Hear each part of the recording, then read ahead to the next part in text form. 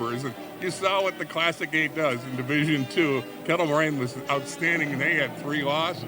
Meanwhile, Mukwonago only lost once, and arguably the best conference in the state. They've got the best running back in the state, Win Stang. Jay's going to talk a lot about him with Gary all afternoon, so we won't hear. But when you rush for 2,700 yards, you know they got a good offensive line. They also got a stingy defense, which only allows 7 points a game. Great matchup. Frosty night. Wind conditions are not good down here, but it's got a great atmosphere for football. Let's end this season in style. The Papermakers and the Indians. Let's go to the booth with Jay and Gary. Shay, thanks very much. Well, these guys have been waiting all day to play. The game before us goes a little bit long, so they have to wait 15 more minutes. I think these guys are chomping at the bit, aren't they? No, they really are. And I think when you're the last game and you saw it started yesterday, and they've been playing yesterday, you just wait for your turn to go. And now all of a sudden the game is here. So once that first hit comes, the jitters are gone. You're ready to play. Well, Broke said it. We're going to be talking about Win Stang all day, and the Mukwonago running back has had a spectacular season. No, he really has. I think one of the best running backs in the state this year. And I tell you what, he can do a little bit of everything. He can catch it. He can run it. He's a big back. And if you're going to try to stop Win Stang, Ethan Doucette and the Kimberly defense are charged with that responsibility. Well, and if I'm Ethan Doucette and if I'm the coaches over there at Kimberly, I'm going to have a spy Stang. I got to have my best player on their best player. I always say it's about the Jimmies and the Joes, and we got a pair of them. All right, it's going to be something. Division I final. Mukwonago Indians 12-1. Kimberly Papermakers 12-1. Who will get the gold trophy? We'll start to find out in a moment on Valley Sports Wisconsin.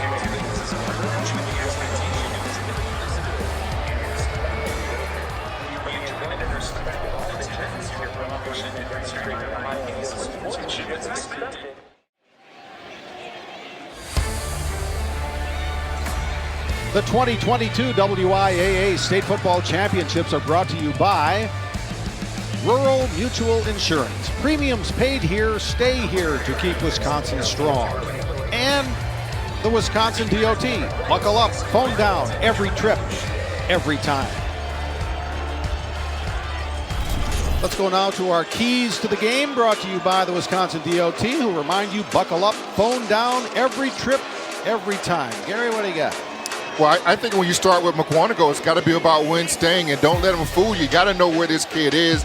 You know he's going to get the maximum touches, and he's going to come right at you. And they can get him to it in a multitude of ways. They can throw it to him. They hand it to him. They move him around in a little option type area. So he's the key for Mukwonago. Kimberly won the toss. They defer their choice to the second half, so Mukwonago will receive. 21 degrees at Camp Randall. It feels like 9. The wind's out of the west at 12. Hunter Berry ready to kick it off for Kimberly. Papermakers in white, Mukwonago in the blue.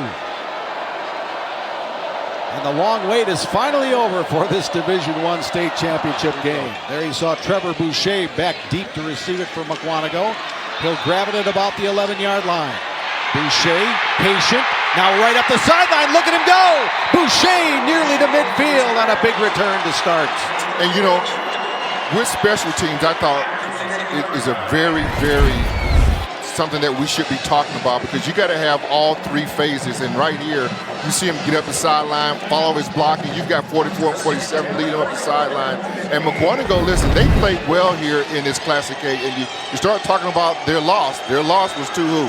Kettle Moraine, who just won. So this is going to be a really good game. Kimberly, of course, they've got a lot of traditions. They've been here a lot. I'm going to go out on a limb and say the first play is going to be a handoff to 21. And well, it should be. There's Win Stang just to the right of the quarterback, Evan Herbig. In motion is Boucher. Stang gets the carry. Look at him go. Good gain on first down for 21, Win Stang. And you've got to lead with your back. You got to lead with your back. You got to set Win Stang up now. You got to let these guys know that they're coming. You look at Stang. You look at his numbers: 2,700 yards, 42 touchdowns. I think I might have had that in my whole career. I was saying those are Gary Ellerson numbers right there, baby. It took me my high school year, college year, professional to get 42 touchdowns. You had those by mid-October some season. Yeah. All right, Herbig calling signal. He is the cousin, by the way, of Nick Herbig, the great Badger linebacker. Herbig to the air. First pass is complete. Mason Rybold with the catch. First down, Mukwonago. And really just a nice, safe throw to try to get your offense to sink. And what you're really trying to do right now is fill Kimberly out. And Mukwonago has great respect for what Kimberly's been able to do. And you really talk about their defense and the way it sets. And right now, Ethan Doucette for them is probably the best linebacker we're going to see here in the state of Wisconsin. He's got a lot of good company there as Kimberly's defense is averaging 15.5 points allowed per game. First and 10, 35-yard line. Stang nowhere. Met in the backfield, and guess who it is? Number 4, Ethan Doucette. And that's right. So what you're doing here now, you're reading key. Everybody knows what play is coming. They know they run probably this little toss sweep here on the outside, and we're going to get our best player lined up out here on Wednesday. Great play by Doucette. Sam Dudek, 46, also helping on the tackle for Kimberly. Loss of 5. Boy, how many losses in 5 has Win Stang had this year? Not many. Not many.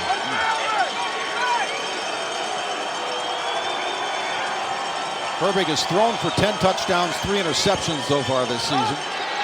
Here's a little toss to Boucher. Boucher to the outside. He had that big kickoff return to start, and that's a nice gain on second down, so it'll be third and manageable for the Indians. And I think this was a nice play to some sort of misdirection with the quarterback to try to get something outside and to try to get a big play and make your third down manageable.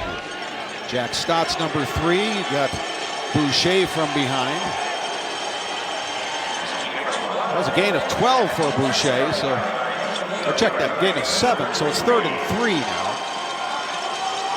For the Mukwonago Indians on their first possession of this Division I final.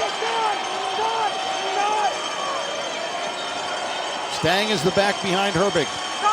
In motion is Rybold. Stang. Now he'll usually get 3 at least, and he does there for a Mukwonago first down. And they come out here in a trip set formation to the left and trying to lure another player out of the box. Kimberly wasn't having it, and they stayed true to man out here and still stacked the box, but it didn't matter. Stang got the first down anyway.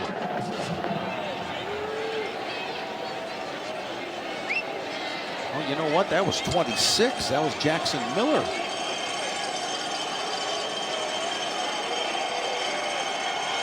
So give Jackson Miller the credit on that one. Boy, you're so used to 21 back there. 26 slipped in, yeah. And he's still in there.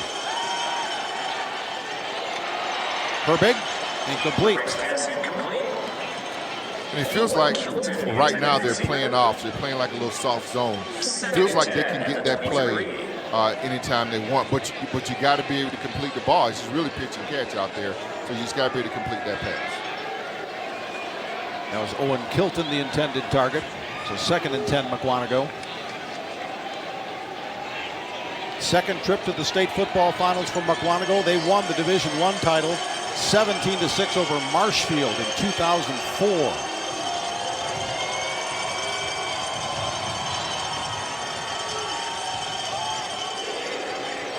This is the quarterback keeping it. That's Evan Herbig, and he'll fall forward just short of the 20. You know, just a nice play, a right in the side play. We're trying to maybe key in on someone on the inside to try to get this third down manageable to see if they can get a first down. All right, 26 continues to be in the backfield. That's Jackson Miller. Yeah, that's unusual. Yes.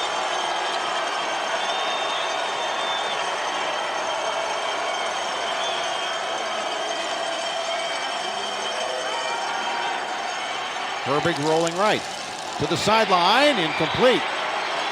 Defended by Ty Lawton. And I don't see a flag. I don't see a field goal. And it's just a little sprint right? We're just trying to get a nice, easy pass to the outside. And once again, the football sails on the quarterback. The kid was open out here, but he's just not settled yet, the quarterback. No sign of a field goal attempt here, so 4th and 7, and Mukwonago will go for it deep into Kimberly territory at the 20.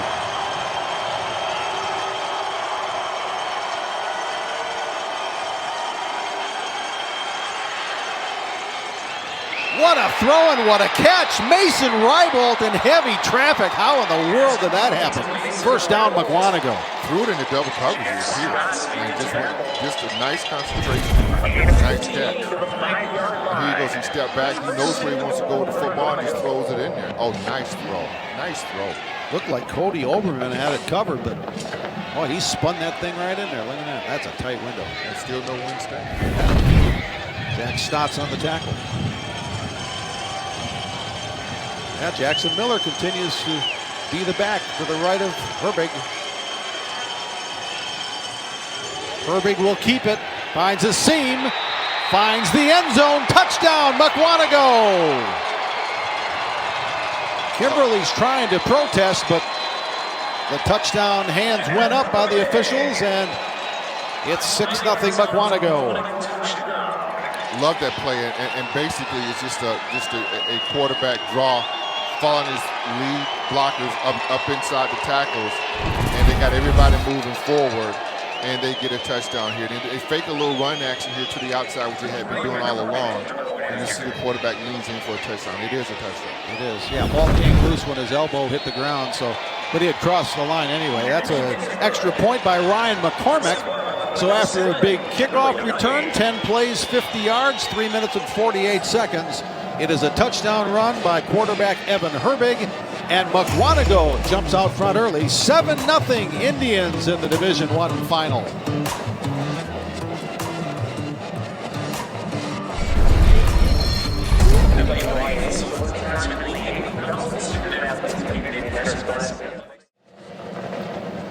Back at Camp Randall Stadium, it looks a little darker to you. The scoreboard just went out. Our scoreboard works though. 8:04 left, first quarter. 7-0 Mukwonago. I tell you what, you never know what's going to happen. You got to be ready for anything, right? Love it. Great drive by Mukwonago to get the first kickoff and took it down and scored. And did it without Win Stain, so that's even more impressive. Yeah. There's Ryan McCormick, who made the extra point. He'll be kicking off. He'll just bound it into the turf, and then high hopper is fielded about the 32-yard line, and Kimberly able to run it back to about the 37. That's the return by number 24. That's Gavin Tyson. It's hard to read Kimberly's program. Yeah, they have 106 names on their program, and so they, I don't know what type font it is on the It is, you got to eat magnified. And when you get old, it's hard to read that stuff. Yeah. Here comes the Kimberly offense for the first time, led by quarterback Seth Myron. 26 touchdowns, 4 interceptions on the season. Had a great year. So is Blake Berry, their running back. So Kimberly sets up shop at the 37. Our scoreboard at Camp Randall is back up, so all is well. Here's Blake Berry with the first carry. And he'll get it past the 40-yard line.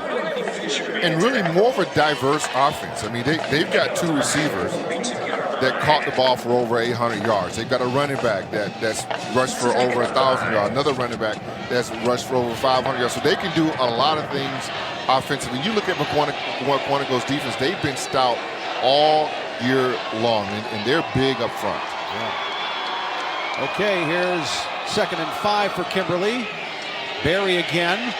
Slips one tackle and then is stood up about the 45, so that's going to be a couple yards short of a first down. So Blake Berry, who's been carrying the load this year, 261 attempts, 1,770 yards, and 28 touchdowns coming into the state final. Kimberly, 10th trip to the state finals.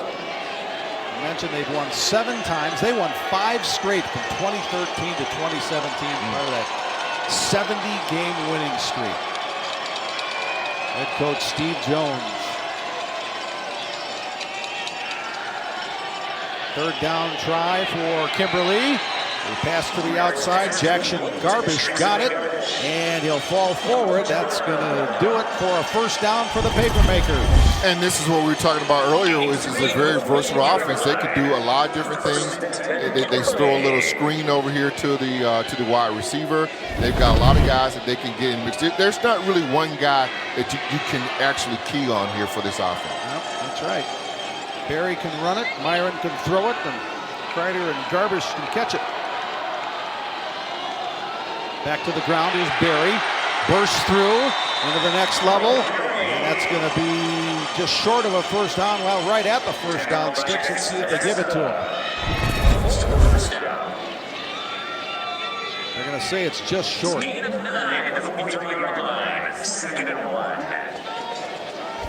When you watch a running back, you being a former running back, yeah. What are you looking for in a running back? Well, falling forward more than anything else. Not losing yards. 4th and 1, 3rd and 1, can I give it to you and can you get it? And they've got a couple backs here that can do that for you. And you still want to see your offensive line obviously fire off the football. Now, it looks like they're going to be a little short here. And here's going to be the first big decision made in the game for Kimberly's coach. That's interesting you say that because everybody would think you'd say, well, I want a guy that can bust it for 75 yards. Well, yes, you do. Yeah. But it's those little things, those 6-7 yard runs that can just add up. Monroe did that earlier in Division 3. Right. Where they ran for like 350 yards, but I think their longest run of the day was like 15 yards. Well, and it adds up, and it wears the defense out as well. So they got, in the second half, these guys don't want to tackle anymore. Yeah. 3rd and 1 for Kimberly. Barry was stuffed on 2nd and 1. Pre-snap penalty.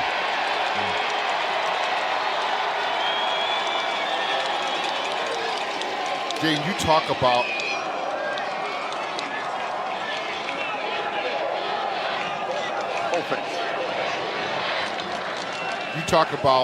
Kimberly's, how well they're done in their tradition. I tell you what, down this side, Mukwonago has been one of the best programs, but has not made it to the state finals. You can go back to Keith Hensler. He just could never beat Arrowhead when they were winning all those state championships. So they've got a good tradition, but not so many championships. Yeah. Okay. Penalty makes it 3rd and 6 now. That was the voice of our referee, Dave Sarnowski from Lafarge, by the way. And here comes Barry. He's going downhill. He'll get to the 35, and that's a first down for Kimberly. Well, that's what you're looking for in a running back, right? Oh, it really is, and that's what you're looking for in an offensive line. Ooh, look at that and hole. you see your offensive linemen get up to the 2nd level. Not all the time. Your offensive line with your center can buddy up and then get to that linebacker, and that's why you saw such a big hole. I know what you're thinking. You're thinking, I can hit that hole. No, I'm not. I can still hold that. Not after the knee replacement. Oh, yeah, well, that'll do it. That'll slow you down. 1st and 10, Kimberly drives to the 35. And here we go again. This is Gavin Tyson. And Tyson gets inside the 20. And, we talk a little bit about Gavin Tyson. Had 109 carries and ran for, 568 yards. He's another guy that they can throw in there, change your pace back for you. Yep. And here, once again, I think it was designed to go inside, but bounce it to the outside and get a sizable gain. Jack Savasta finally got him down, but not before Tyson got to the 17. Now here's Barry. Oh, he's slippery. He's a good back. He gets down inside the 10 to the 6. And I'll tell you, the Kimberly offensive line is making some holes. Look at this one. You get your double team. They get up to the 2nd level once again. And Barry is a bigger back. So he's going to give you the pound. And you got another guy to change the pace. So, and this guy went for over, he ran for about 1,200 yards this year. Oh, Barry, 6'2", 210 he's listed. Another attempt. Got by that first tackle and got inside the 5. Well, up front, Kimberly has Blake Loker at left tackle, Braden Dickman at left guard, Nick Schwartz the center, Ben Youngworth the right guard, and Nick Plowman is the right tackle. And those fellows are off to a good start. The way this thing going, we may be out of here like it's 5 o'clock. Even though we started late, we're still going to be out of here early. Yeah, we're down to 3 minutes in the first quarter already. Barry Stood up. Gage Tower was the first on the scene. He's one of the leading tacklers, 121 of them for Gage Tower from Mukwonago. And Barry is denied on that. It's 3rd and goal. Well, how tough are those yards? Down here, because everything is tight. Everything gets tight. The offensive line tighten their splits. But right now, you're saying to yourself, is it 2-down territory? And if it is, you're running the football right here and see what you can do on 4th down. You don't do it. 7-0 Mukwonago, but Kimberly knocking on the door. Myron snap, handoff to Barry, pushing forward, pushing in, touchdown Nina, or excuse me, Kimberly. Oh my gosh, you can't make a worse mistake than that. Calling Kimberly Nina. Oh my goodness. Fighting over here. I didn't mean anything by it. Touchdown Kimberly, here we go. And right here, just gets behind his pads. And here's what you do. You put your big back in there, right? And you run your big back in your best place. You get an 11-play drive for 68 yards, and they took up 63 yards. They took up 5 minutes and 38 seconds. Unbelievable. Yeah, 11 plays. Extra point time for the Papermakers. That one sneaks through, and we're all even at 7-7. Well, we figured we'd have a heck of a game, and so far that's coming true as Hunter Berry ties it at 7. We're off to a great start. Division I final. Back in more in a moment.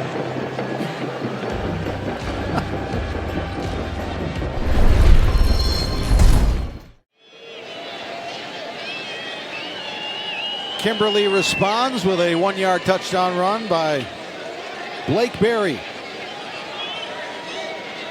And at the end of the bench, Win Stang is the gentleman with the blue top on. Not a good sign. No, not at all. He's just kind of sitting there.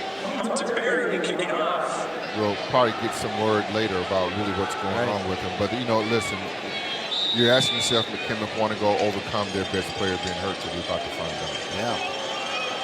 2 carries for 1 yard for Win Stang before he leaves this game. There's Mason Rybold back deep to receive. Trevor Boucher had the big kickoff return to start. Boucher will get it again at the 16. Loves that far sideline, doesn't he? Past the 30.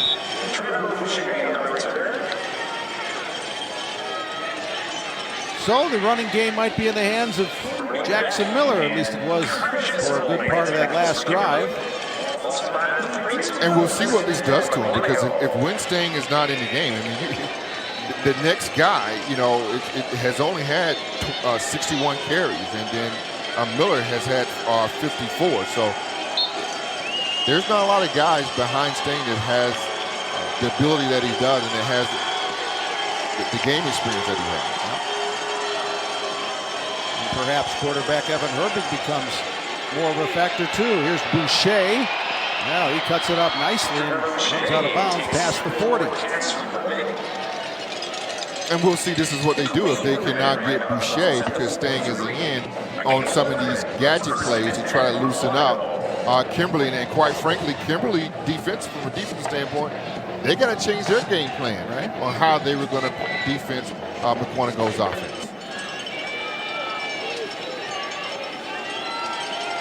That was a first down carry for Trevor Boucher, gain of 11. Out to the 43. Final 2 minutes of the first quarter. There's Jackson Miller. Brody Beck corrals him, making the tackle. Second down coming for Mukwonago. Jackson Miller looks like he's only played in, 8 games this year, had 54 attempts for 300 yards. Yeah. They reach it deep. Yeah. But I'll tell you what, next man up, right? Yeah, always next man up. You never know. No matter what the circumstance. Herbig, pistol. Miller behind him. Miller. Oh, he ran into a white shirt. That's number 3, Jack Stotts. Also 49, Brody Beck.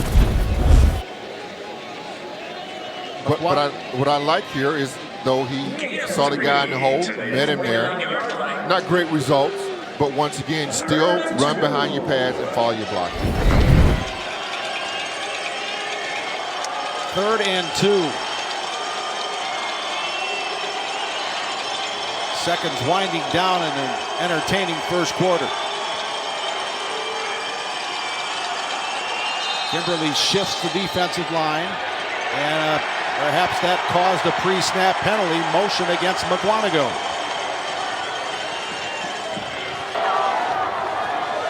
Dead ball. False start. Offense.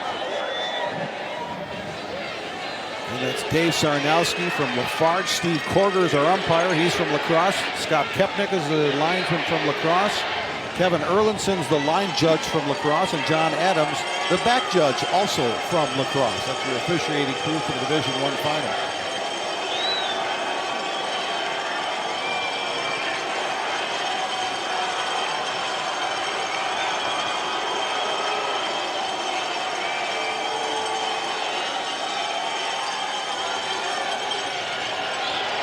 Here's Boucher. He's running out of room. They're taking him down, back by the 40-yard line. 99, Sam McGivern. Yeah, now maybe Kimberly's seen that play one too many times. So now they got to come back actually with the quarterback on the reverse, and the quarterback going to have to keep it. And obviously, Mukwonago's guys dig deep in the playbook. And that's the end of the first quarter. 7-7, Kimberly and Mukwonago, Division I final. Back to Camp Randall in a moment.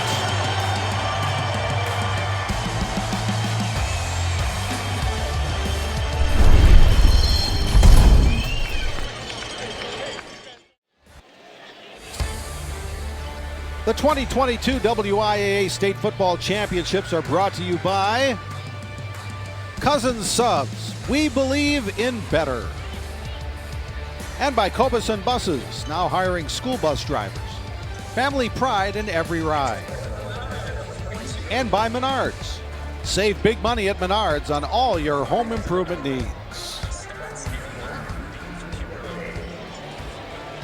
Second quarter begins here at Camp Randall Stadium. It's Ryan McCormick of Mukwonago in punt formation. It's 4th and 11 for the Indians from their own 42-yard line. So this drive stalls, and the Papermakers look to get it back. This one's returnable. Right up the middle it goes, and it'll get past the 35-yard line. Now the return by Ty Lawton. Good field position for the Papermakers here. Let's see what they can do. Let's bring in Al Minard from our coach's corner. Al, so Win Stang, first series gets a couple carries. Now he's on the bench. He's spent such a big part of Mukwonago. How do they deal with his absence if it's extended? Yeah, you hope it's not extended, but you know, it's like the old next man in and find a way. They've been a good team all year, so I'm sure they've had, it's not what you want, but sometimes you don't always get what you want. You get what you get. That's right. Good point. Blake Berry with the carry there. So what have you liked about Kimberly so far? They really came off the ball really well. You know, both teams, a little jousting, got their base plays installed, ran, good success with them. But, you know, we saw Kimberly bow up on the second drive, and Mukwonago's got him 2nd and long here. So adjustments on the sideline is really important. 2nd and 8, throw, catch. Ethan Price. This was a very interesting play. It looked like an RPO. All the linemen are blocking downfield, and he just pulled it and did the quick hitch. As a coach, you sit there on the sideline and go, hey, those linemen are downfield, and try to talk him into throwing the flag. But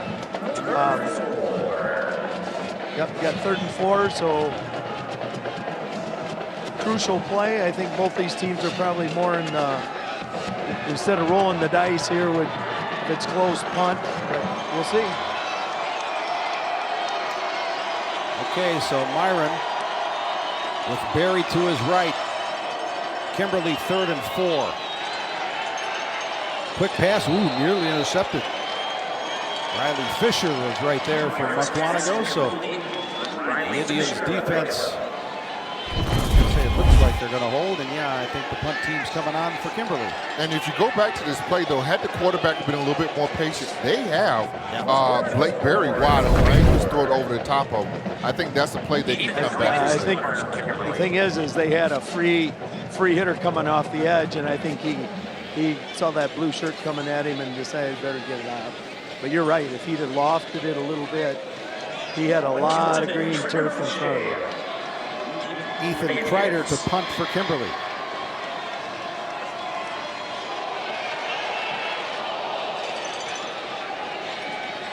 This one will roll. Lawton will let it roll, and it'll stop at about the 20. Still going.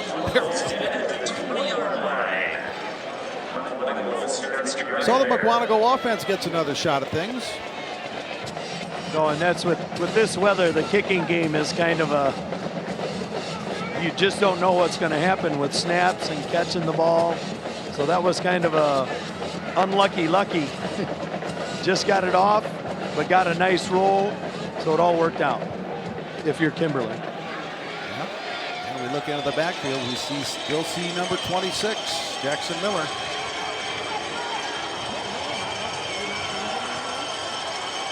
From the 20-yard line. Oh. Fumble. Still loose. And Kimberly comes away with it. Jack Stotts with the fumble recovery. So this is when Winstein hurts you. Not because that he's fumbled the ball. It's when they face adversity. And once again, they get it blocked up pretty good, but just bad ball security. And give the Kimberly player credit for getting his helmet on the ball. Now we'll see if this defense can come out and stop him and try at least limit him to a field goal if that's what it is. If not, then you will see Kimberly seize the momentum here. Brody Beck forced it. Jack Stotts recovered it. Papermakers set up at the 24-yard line. Myron to the middle, incomplete. Looking for Ethan Kreider. Double coverage there by Mukwonago. Great defense. Likely shot play after the turnover. Okay, and again, because of where the field position is, but they had the middle of the field locked up. Very good anticipation.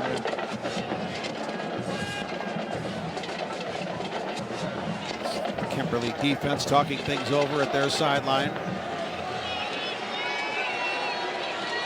There's a good look from behind as Myron, the quarterback, and Barry, the running back, get ready for this play. This is Barry. And stopped almost immediately. Walker Powers. That's 61 tackles on the year. Got another one there. And I see you look at it, and the linebackers are feeling. I mean, these guys are running hard. Now, if I'm Kimberly, because they're running so hard to the football, maybe you do a little misdirection here to calm these guys down a little bit.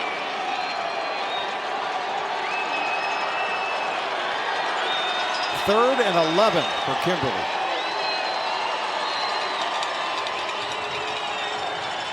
Myron rolling, throwing sideline, and did he stay in bound? No, incomplete. Mukwonago had a chance at an interception with Owen Kilton, but he was out of bounds. Fourth down. Once again, you got a nice little rollout play here. Good step in front here, but yeah, ran out of real estate. Just a little late on the delivery there.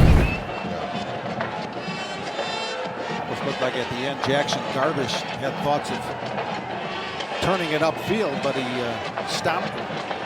Pass is incomplete. 4th and 11. So he's going for it here? I think so. Myron's still out there. Yeah, I think 43 yards is a big ask in this weather. 3 receivers to the right, 1 to the left for Seth Myron. Stepping up, throwing end zone, and in and out of the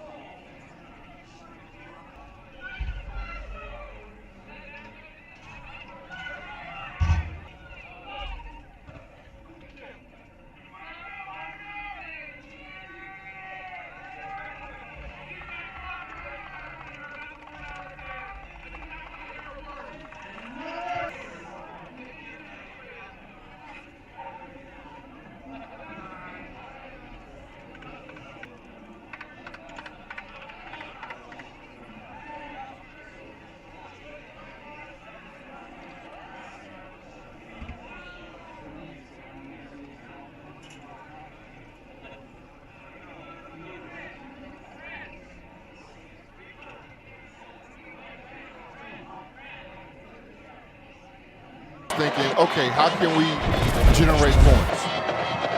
Well, we got to get more runs with our quarterback. And I think you've seen it on the consecutive plays where they've got their quarterback more involved in the run game to try to get some explosive and some chunk plays out of his offense with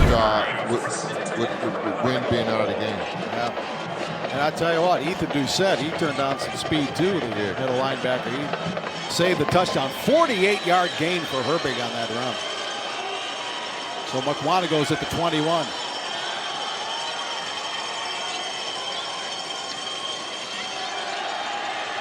This is Radobicki. Now just keeps pushing forward, gets about 3.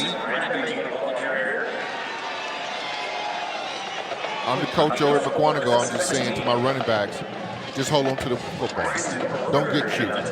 Just stay within yourself. Let the play come to you. We'll work around that. Boy, you haven't had to look at the depth chart much for Mukwonago and running this year. Now we're down to number 3 right now with Radobicki. Not with 42 touchdowns. Yeah, right.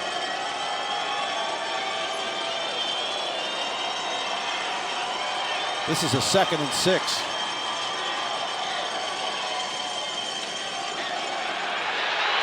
Radobicki. Nice burst by the sophomore running back. That's going to be a first down to the 10.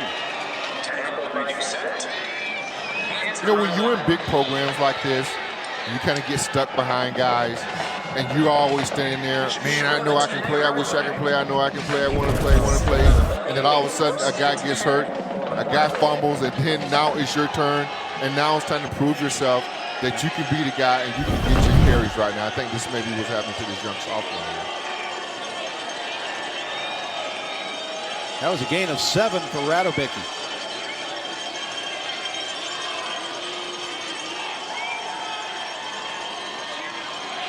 Try him again. Got 4. Almost 5 to the 5. Yeah. And now he moved a little bit on that. He had a little twitch there, so he got away with a penalty there. But looks like he has great explosion inside the hole, and he's running behind his offensive line. And once again, your offensive line got to be thinking to myself, we don't have our best guy. We got to make sure we got to block this thing up just right. This is 2nd and goal from the 6 for Mukwonago.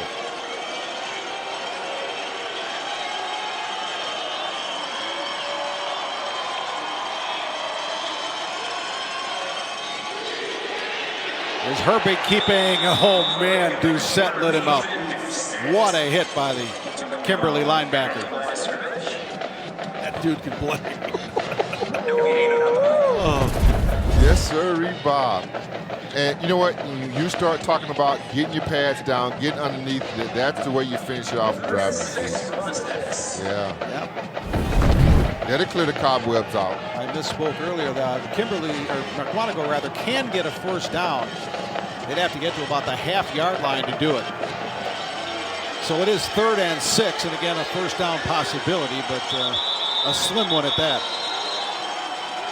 Before the play, we're going to have a timeout, Mukwonago. Timeout. Boy, big 3rd down play. Big third down play coming up. Yep. Michael Ganavak is the head coach at Mukwonago, and the local newspaper did one of those question and answer deals with him. Get a little profile on. The question was, what would you rate a 10 out of 10? My wife, of course, and playing or coaching in the state championship at Camp Randall. So he covered a lot of bases there, and wisely done. But Michael Ganavak, 5th season at Mukwonago, 42-14 his record, and we've talked about the last couple of games. Co-champions of the Classic 8 Conference with Muskego. Mukwonago defeated Muskego, but suffered its only loss of the season 3 weeks later to Kettle Moraine, 28-7. Gary mentioned Kettle Moraine, the Division II state champions, with a 27-10 win over West De Pere earlier today at Camp Randall.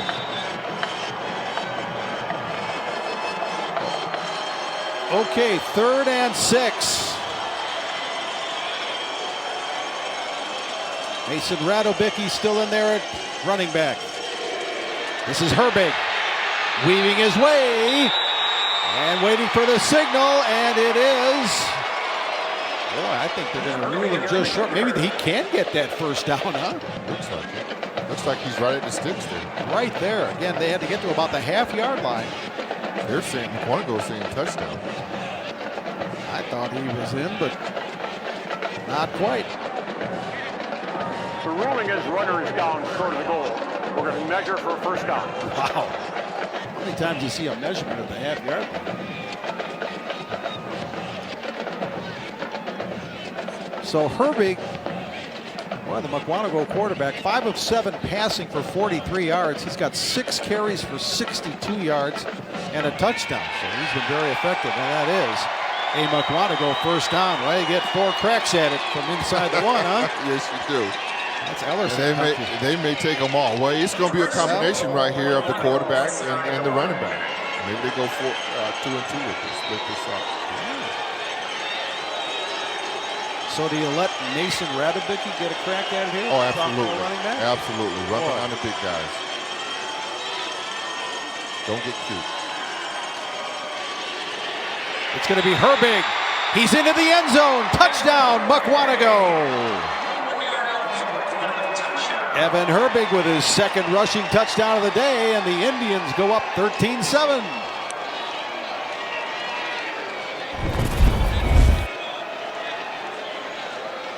Yeah, you looking at this play and just really your quarterback turns into a running back because you got the lead blocker in front of him, and that was a nice clean hole that he ran through. Offensive line is playing great right now for Mukwonago. Extra point from Ryan McCormick. It's good. 8 plays, 75 yards, 3:56 of time expired on that drive for Mukwonago. It's 14-7. Boy, Evan Herbig, their quarterback, he rushed for 3 touchdowns all season. He's got 2 already today. Here's the latest to put the Indians in front in the Division I final.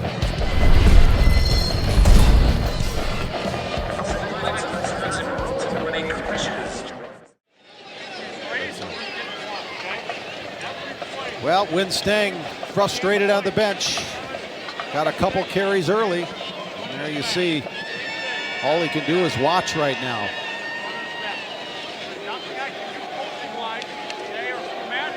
Meanwhile, on the Kimberly side, they're coaching him up.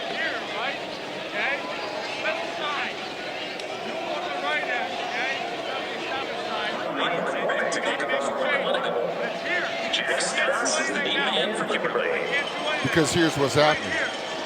They got to come up with another game plan because Mukwonago did it, right? So now Kimberly has to change their defense to what Mukwonago is trying to do. Win Stang's out, so Mukwonago's got to operate differently now than they did before. It's a great chess match. You ever wonder why some coaches are more successful than others? Probably that. Well, this is why. Yeah, because they can make the adjustment. Right, because you've done your homework all week long on stopping Win Stang, and what formations he's going to be in, where he's going to be, where he likes the ball, where he's going to line up. I got my best player, Doucette. I probably got him keying him. Now that changes the whole way you're going to now approach how to stop Mukwonago's offense. Boy, of all the scenarios, I don't know that anybody would have ever thought that Win Stang would be out after 2 carries. 2 carries. I mean, done. Oh, boy. And I would say Mukwonago's done a great adjustment with their quarterback. We can see if he can keep it up. Yeah, you're right. Okay, out comes Seth Myron and the Papermakers offense. They'll start this drive at their own 32, now trailing 14-7. Myron to throw. A little short pass out to Jackson Garbish. 51 receptions on the year for Garbish. Gets another one there. I feel like that play is there all day if we can be accurate. Because they're playing loose zone. He can get that play all day. Well, he'd take 7 yards on first down if they're going to. Right. Well, and you know what Mukwonago's saying? Let him have it. Yeah. They can't beat us that way. Because at some point, he's not going to be accurate. Interesting. 2nd and 4 now. They say it was a 6-yard gain. Berry this time. Got through the grass with Walker Powers, and that might have been enough to get Blake Berry and Kimberly a first down. And And it is.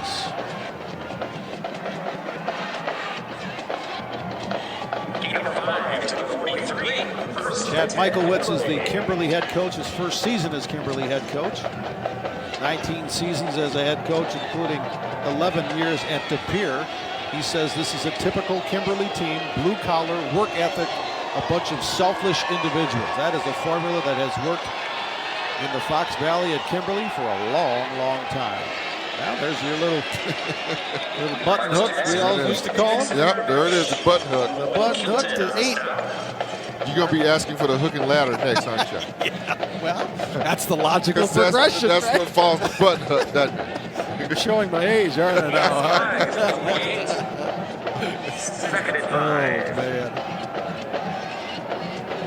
But it still works. No, it does. Button hook still works. Absolutely. Absolutely. Vince Lombardi ran it all the time. Yeah, right? Yeah, he did all right. I think so. 2nd and 5.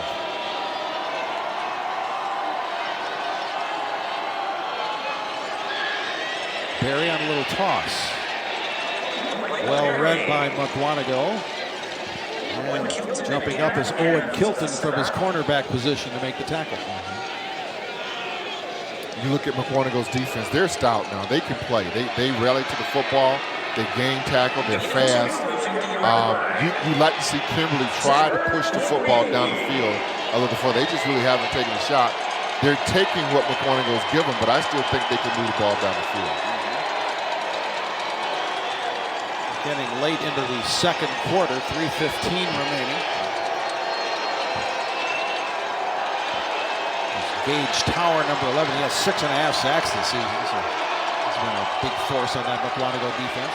This time a direct snap to Barry. He just tries to bull his way through the line.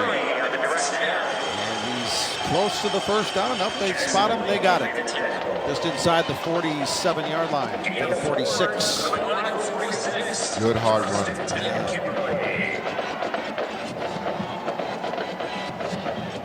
So Barry now with 14 carries, excuse me. As we play late in the second quarter.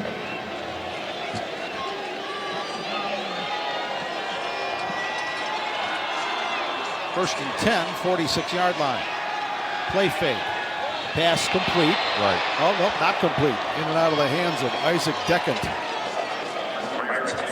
And this is why Mukwonago said, go ahead, because you can't complete all these short passes. You're going to drop one. Now you're 2nd and 10, so you're behind it a little bit right now. Our state champion so far, Regis in Division 7, Stratford in 6, Aquinas won 5, Columbus won Division 4, today Monroe won Division 3, Kettle Moraine the winner in Division 2, and Kimberly and Mukwonago, both teams coming in with 12-1 records going for the Division 1 title right now. 14-7 Mukwonago, late second. Barry. Not much. Nice, good, hard run. But it's going to bring up a 3rd down. Let's see what they got. Mukwonago was rated the #1 team in the state for a long time, and that could be a burden sometimes. But they're showing why they have that high ranking for so long in this Division 1 final. 3rd and 7, Kimberly. Myron, a little misstep with his receiver Jackson Garbish. Garbish went inside, the pass went outside. 4th down coming up. Big decision right here. Yeah. You want to pin him back, or do you go? I think they're going. You see Myron going back in the field. Barry's out there. And those are the 2 keys to the offense. So Chad Michaelwitz and the paper makers Oh my. going to give it a shot. 4th and 7. Oh man. Here we go. 3 receivers left. Barry in the backfield. Timeout. Timeout, Kimberly. Timeout. Kimberly. Timeout to get everybody on the same page, or perhaps reconsider. We will find out. I don't know. I don't know. I mean, you're looking at a minute 58 before halftime. If you don't make it, you really haven't stopped Mukwonago's offense, right? They've been marching down the field.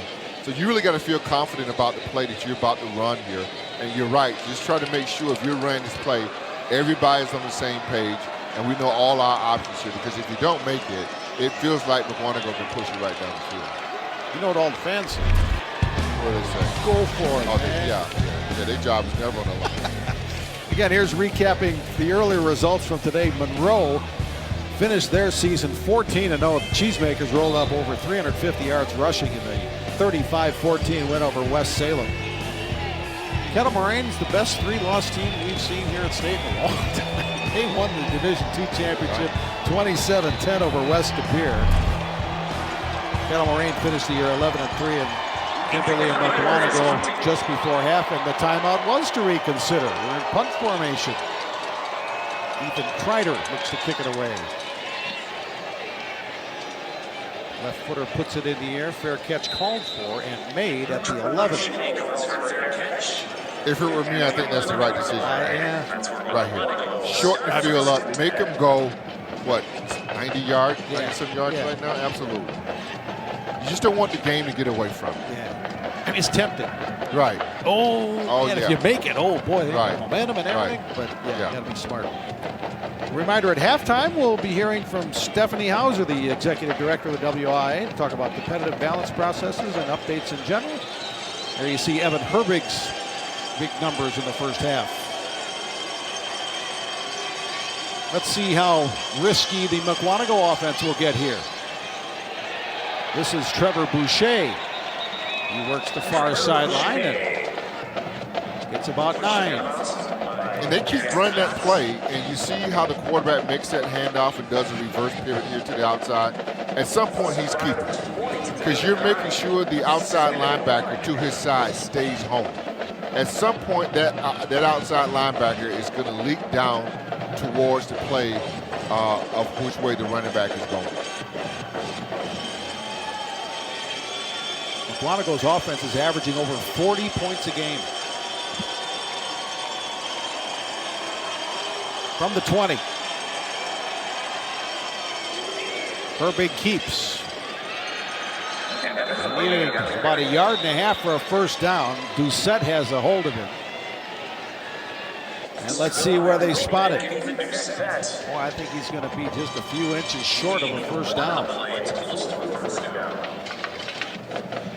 And they give it to him. First down, Mukwonago.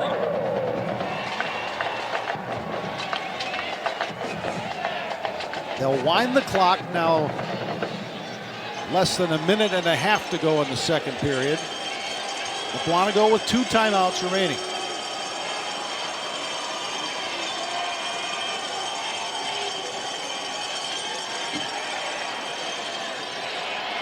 Herbig, a little sidearm throw to Boucher, and he's tackled immediately by Ty Lawton. And maybe Mukwonago's been a little conservative too, because they haven't really taken a deep shot down the field. You think this is when they want to do it, but they do a little sprint rollout to the right, a little safe pass, but number 2 comes in from Kimberly and makes a real nice, hard, sure tackle. Wow. Well, Kimberly's defense got guys flying around. Like we said earlier, that time Lawton was right on that play. 2nd and 7 for Mukwonago as the clock goes to 40 seconds and a half. This is Mason Radobicki. Yeah, I think Mukwonago's just going to go in the locker room. Yeah. 14-7. Kimberly has a couple timeouts, but Yeah, they're not going to use it. because they want to get in the locker room as well. Yeah. So the seconds wind down. What did this first half took us, what, 30 minutes? Yeah, about that. Yeah, seems like it, feels like it.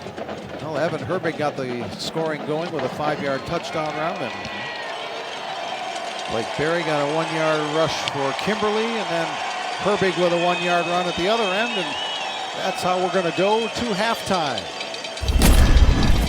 Boy, that's one entertaining first half. These are two really good teams. You really are. I'm really amazed at Mukwonago, how they was able to change their strategy. All right, halftime. Mukwonago leads 14-7 in the Division I final.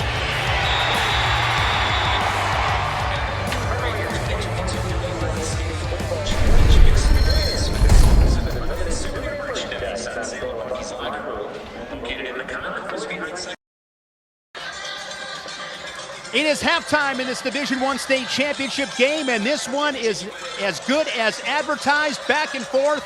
Mukwonago leading at 14-7. Shane Sparks, and it is a pleasure to be joined by Stephanie Hauser, Executive Director of the WIAA. We're going to talk about competitive balance. Where is that conversation currently at? Well, thanks for having me. It's great to spend some time with you. As we know, it's a conversation that's been talked about a lot. And certainly during tournament time, it's talked about a lot more. So about a year ago, our membership approached our Board of Control and asked them to take a closer look at this topic. And so a committee was formed, 24 members from across the states, 3 levels of school leadership, athletic directors, principals, and superintendents, and they've been talking about this for about a year, really crunching the data and examining more closely what competitive balance really is, how that looks, and how could it possibly be improved to benefit all the students across the state of Wisconsin. I think one thing that's a misconception is it's the membership. They're the ones that call for this. It's not the executive board, it's the membership. Yeah, very true. I think that is a common assumption. But again, we are an association made up of schools. And so the schools themselves are the ones that have the power to make those changes and make those proposals. Certainly our staff provides that leadership and guidance. But depending on how this process goes, the conversation seems to be heading towards a membership vote in April. The committee has looked at many plans from across the nation, including plans that even our membership has submitted themselves. And they've come up with something they're calling the Wisconsin Plan that they think might be something that our membership thinks is better than what we currently do, which is simply applying enrollment. And times have changed a lot, so maybe enrollment isn't just the only thing that should be examined. And again, that's what the committee will potentially bring to the membership for a vote in April. So with the process timing standpoint, you said April is the month to pay attention to. Correct. It will come to the Board of Control on February 1st at their board meeting, and then if it is advanced to the membership, that would be in April of 2023. I want to ask you this. You've now been in this role for a year. What's it been like? One word, fun. No, truly, I mean, look at this. Hard to beat. This is what I do. I feel so fortunate, so blessed to be the leader of the WIAA. So much tradition and history and just making memories and lifetime of memories for these kids and these communities and the fans in the stands. I feel really, really fortunate. Certainly, like any job, there are days that are really, really difficult. But again, it's been a great year. Thank you for asking. But you just love to get out, outreach, meeting a lot of people, shaking a lot of hands, making a difference. You've done a great job with that, and I know you enjoy it. Thank you. I appreciate that. We are a service organization. We are a people organization. These kids and these schools are what we do, and so it is important to us to outreach and connect with all of those that have skin in the game, just like we do. Well, keep up the great work, and congratulations on another great state championship. Thank you. Thank you very much. Take care. Stephanie Hauser, Executive Director of the WIAA. Al Minnertz will join us when we come back. 14-7, Division I state championship here on Valley Sports Extra.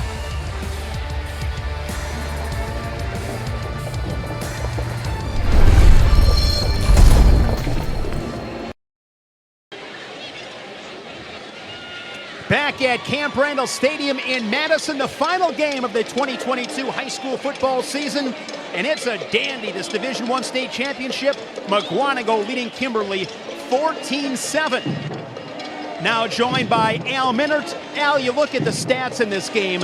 It is so close. Mukwonago's just made an extra play or two, and that's why they lead it by a touchdown. Exactly. You know, they've had a little more success in the passing game, which certainly helped them, especially on the first drive where they cashed in. And but we have a good, tight football game. Very interesting to see what adjustments they make coming out at half. Kimberly gets the ball to start.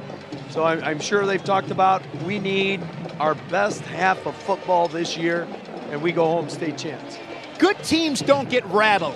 They stay poised, they stay in the moments. Mukwonago had that turnover. Kimberly takes over, but Mukwonago's defense steps up, and then they run it down the field. Yeah, a very impressive drive, especially considering they lost their top running back, and we don't know what his status is moving forward, but it's always next man up, and it's an opportunity for someone to step right in. What do you expect to see in the second half? Just good solid football. They're going to try to establish what they do best again, but every coach holds on to something a little bit special for big moments. And so I would look for, some scheme that they haven't shown yet that'll break out a wrinkle or a shot play after a turnover. First half recap and highlights coming up. We'll send it back to the booth with Jay and Gary. It's halftime in this Division I state championship. The Indians doubling up the Papermakers, 14-7.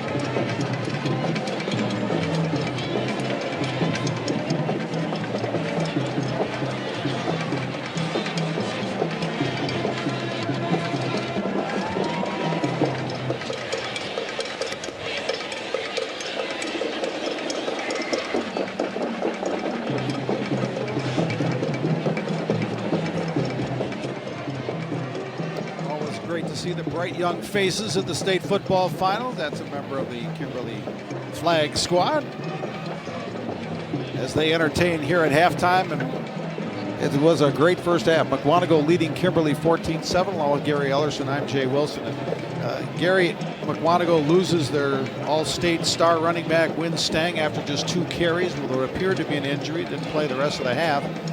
I guess you have to give Mukwonago a lot of credit on how they dealt with that. No, you really do, because it feels like that when Sting was 90% of their offense when he was putting it up. And Mukwonago then had to make an adjustment within their offense on how they wanted to proceed. And I think they've done a good job. We know right now it's really about their quarterback, get him more involved. They're doing a lot of motion, end around, mixed direction, end around stuff to try to keep them off balance. And so far as we see it right now, they're up by a touchdown. I don't know how long that's going to last, because obviously now Kimberly goes inside here at halftime and try to figure out how to stop the quarterback. And the Papermakers will get the second half kickoff as well. Let's take a look at some of our first half highlights of the Division I championship game between Mukwonago and Kimberly. As Gary mentioned, quarterback Evan Herbig has taken some of the offensive load. That's a touchdown run to put them in front, and then that's Kimberly responding with the short touchdown burst by Blake Berry. But right back came Herbig to put Mukwonago in front. There you see the statistics. What do you see there, Gary? Well, I tell you what, passing yards obviously is a big deal here, but I don't know how. It's pretty cold out there, the wind's blowing.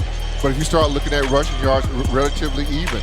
Third down, I mean, 4 of 7 for Kimberly, 2 of 4 for Mukwonago, and turnovers I thought would be very important in this game. Time possession is relatively even, and I thought we had a quick first half. You know why that Kimberly mascot's that insect? That's the paper wasp. The paper wasp. It's nature's paper maker. Yeah. That's why Kimberly has the wasp. Is that what it is? That's what it is. You know what? I thought that was Nina's. Oh, stop it. I was thinking of Jim Strick, our public address announcer from Nina. Oh, Gary, you're a sly one. Well, Mukwonago goes out to start the warm-ups for the second half, as is Kimberly. So the countdown to the second half kickoff is coming up. There's the paper makers trailing by 7 as we will come back for the start of the third quarter in a moment on Valley Sports Wisconsin.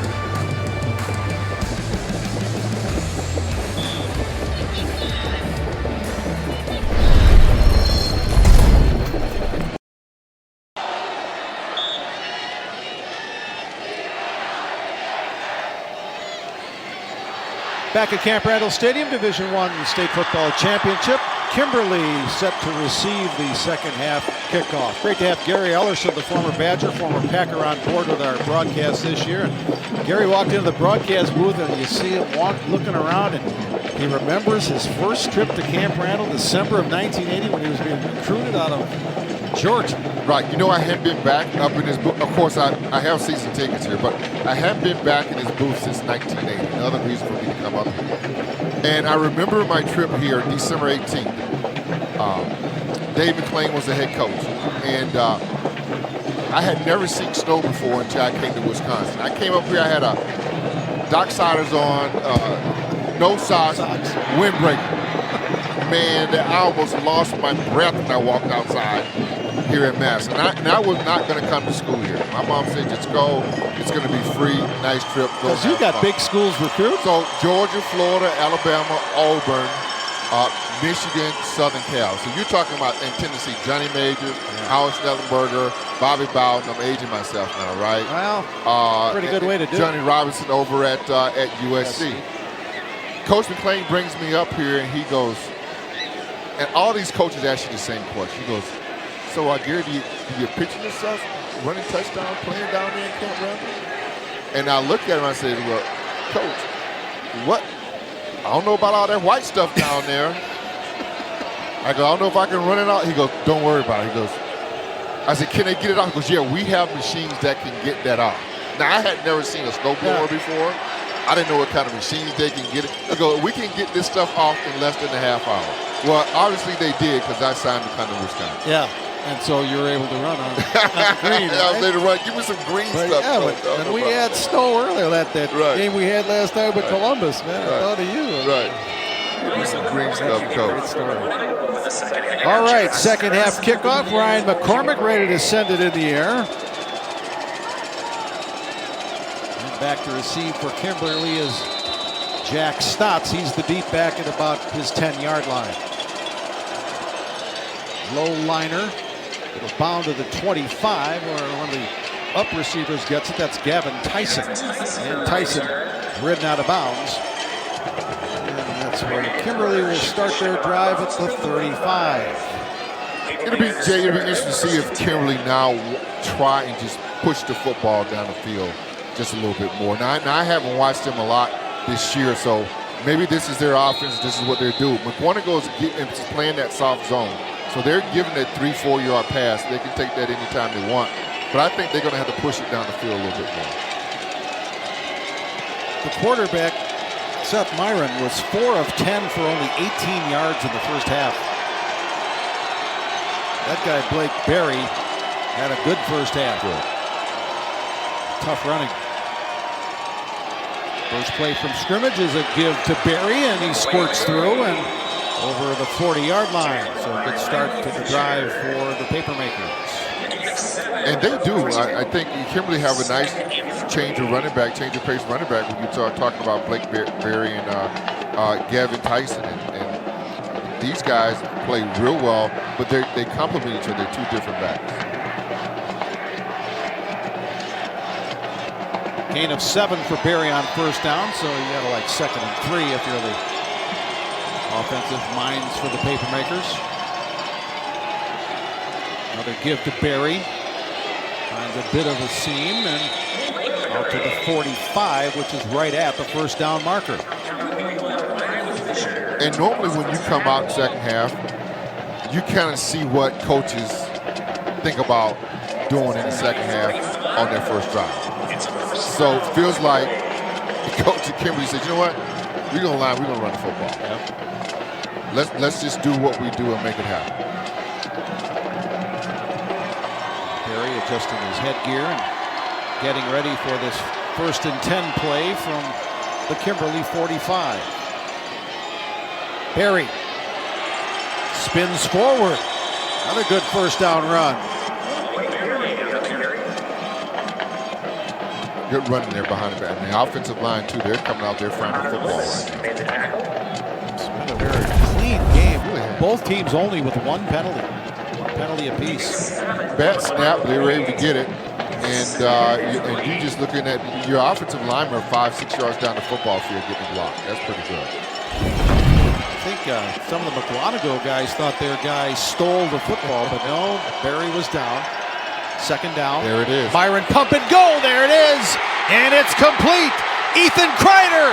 He'll score. 48-yard touchdown. Well, Myron showed the pump fake. That froze the defender for just long enough, and then Kreider did the rest. Set them up, Jay. I mean, you start talking about how they can push the football down the field. And you're going to tell your guys all the time is slant and what follows slant. Slant and go. Yep. Is hitch, what follows hitch. Hitch and go. He set them up, or in your case, could be button hook, okay? But it set them up, and I was wondering, can they get some deep passes here to get past these guys? And they did a good job of coming out of halftime. Hunter Berry's extra point ties the game at 14. Well, Seth Myron had gone short pass all game long and faked the short pass, and there he goes. Kreider with the catch. Nice move to the middle of the field. 14 apiece.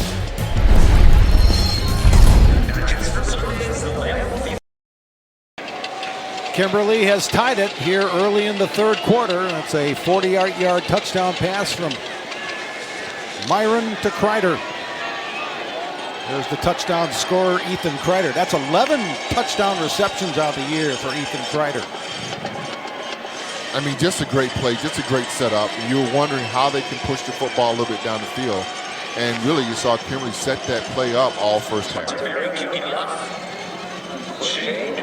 So Hunter Berry to kick.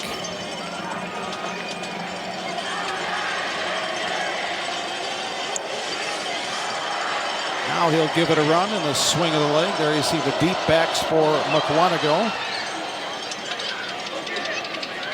This is Boucher who grabs it around the 12. Oh, Boucher upended by Tri Lawton flying through the air. And Kimberly gets 1st and 10.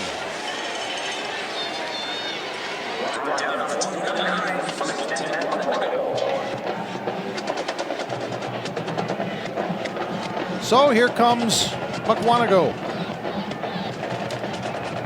And if you're just joining us, Win Stang had 2 carries in the first half before leaving the game with what appeared to be an injury. He's been on the sidelines ever since.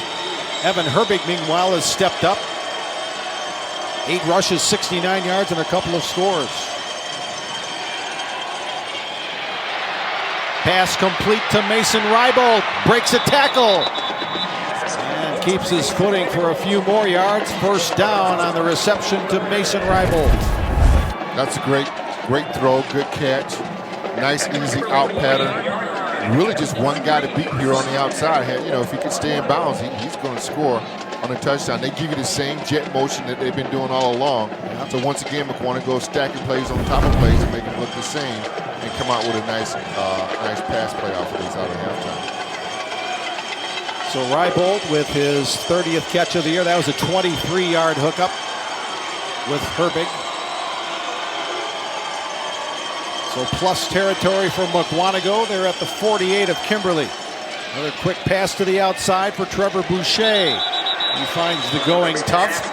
Lawton stopped him initially, and Sam McGivern finished the job. Big old number 99, Sam McGivern. Yeah, you want to stay out of the way of him. I'd be telling the coach, let's run that play, coach, to the wide side. Sam McGivern is a junior, 6'3", 235. Good size young man. Looking like one of the Watt brothers. Well, I was going to say, you wear 99 at defensive end? Yeah, I'd say. This is 2nd and 10.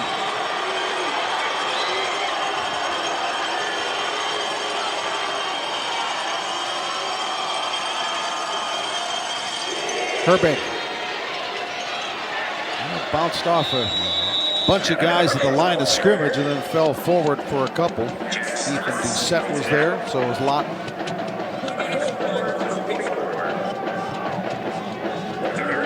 So 3rd down and 6 coming up for the Mukwonago offense. Big down for Mukwonago. There's the Kimberly defensive line trying to get people going. Braxton Roeder, Michael Pagic, Sam McGivern, the front three for the Kimberly Papermakers. Mason Radobicki remains the running back with Evan Herbig in the Mukwonago backfield.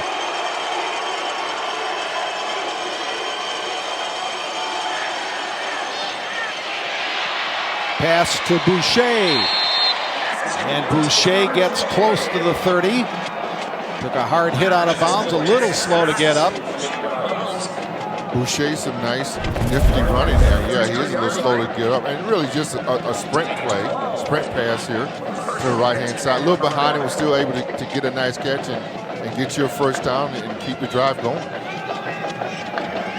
Jack Stotts pushed him out of bounds, number 3. But not before another Mukwonago first down. Boucher has 7 catches already for 42 yards. Fake. Now Herbig with it. Chased out of the pocket. He'll run to the sideline. He'll get a first down. He'll get to the 10. Ooh, and one of the Kimberly guys ran right into that railing. Man, he took a shot and he is not getting up. Oh my goodness. You see that metal railing right there. And that's number 22, Thomas Myers, who just hit it head on right at the end of the play. So Herbig scrambles out of trouble. Officials timeout, certain injured player. He goes to the sideline. Brody Beck was chasing him. Watch 22 if we can, right? Oh, well, okay. We didn't see the end of it. You know what happened, and that looks like he hit the knee. Yeah. There you see Herbig calling for medical help immediately. So while they attend to Thomas Myers, we'll take a break. 14 apiece, 3rd quarter. Timeout. Media.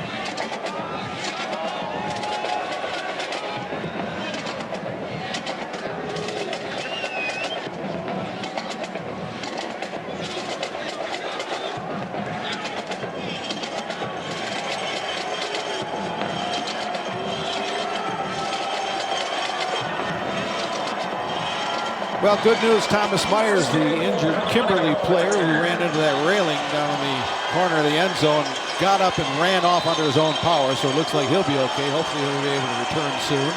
In the meantime, it's first down for Mukwonago right at the 10-yard line. This is Radobicki. Look at Mason Radobicki. He's going to score. Well, a star is born. Mason Radobicki runs it in for a 10-yard score. Just good hard running. And, you know, it feels like he's so small that they lose him in and behind the offensive line, but he just doesn't stop running. Keeps his feet moving. Once again, he gives the jet motion. Nice block by the offensive line. Nice seal here. And he just does a great job of keeping his feet moving, running where he's supposed to. Yeah. And it's a great response by Mukwonago coming back getting his touchdown. Extra point coming. McCormick. And it's blocked. Attempt denied. 20-14. Oh boy.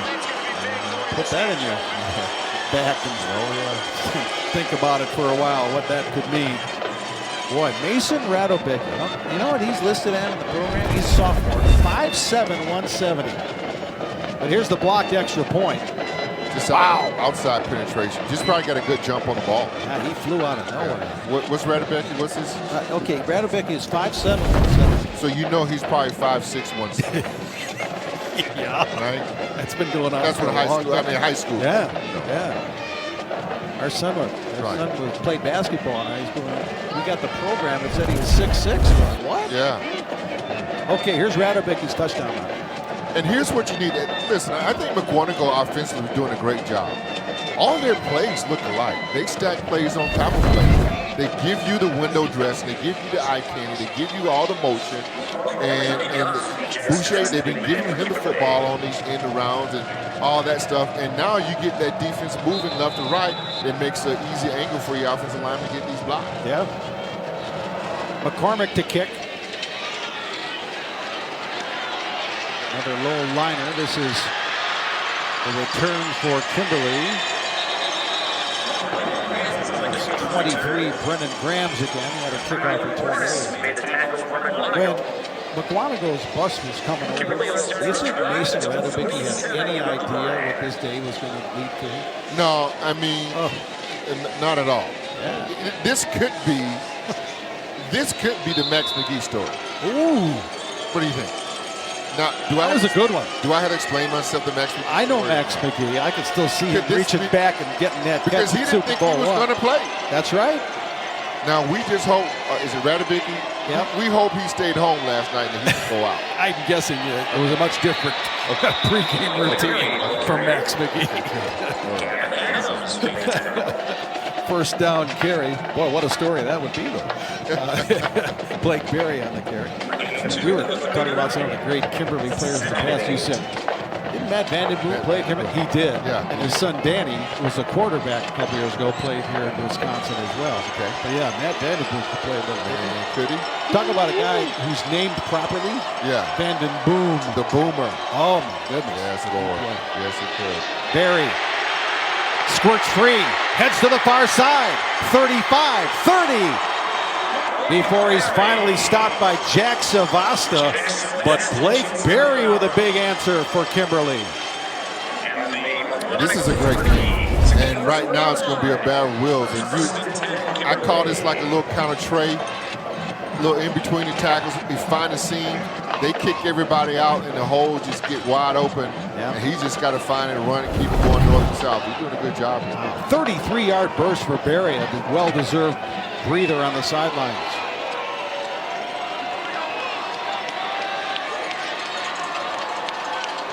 First and 10, Kimberly. Berry's up to 112 yards on 20 carries. This time Gavin Tyson gets an attempt. And then it changes up a little bit with Gavin Tyson. He's pretty good as well. Yep. Tyson had one carry before that for 18 yards. Got only one on that one. And just like that, Blake Berry is back in the Kimberly lineup. 6:50 remaining third quarter. A blocked extra point has Mukwonago at 20. Throw by Myron. That's a completion. That's to Ethan Kreider, who scored the touchdown earlier. And that's a Kimberly first down. This guy's good, the Kimberly coach. Yeah, I like it. Because you ran the button hook and go. Yeah. Now he is laying back So now that play was in the first half. That play was probably like a 3-4 yard play. Now because you done ran past me, I'm going to give you more cushion. I'm just so glad the button hook's back. I'm so relieved. Right? It had been gone for so long. 1st and 10.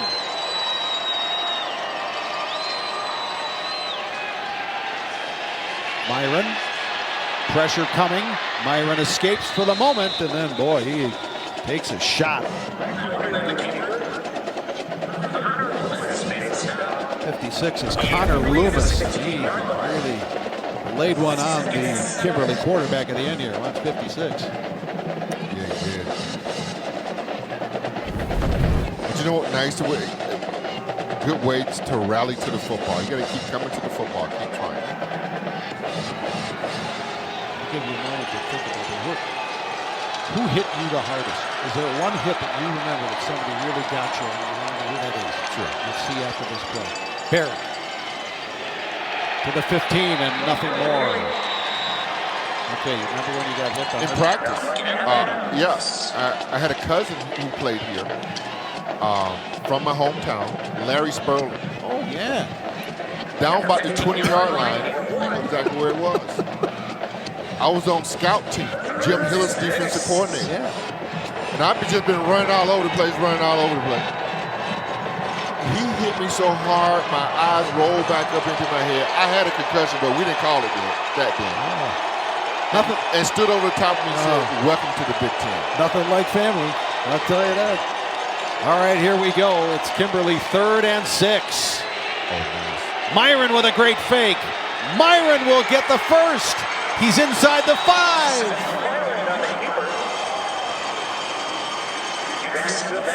Boy, these two great heavyweights are trading punches.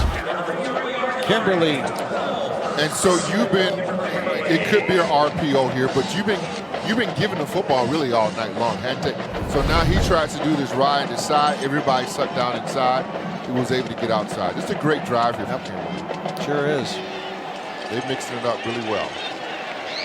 Myron got it to the 3. 1st and goal.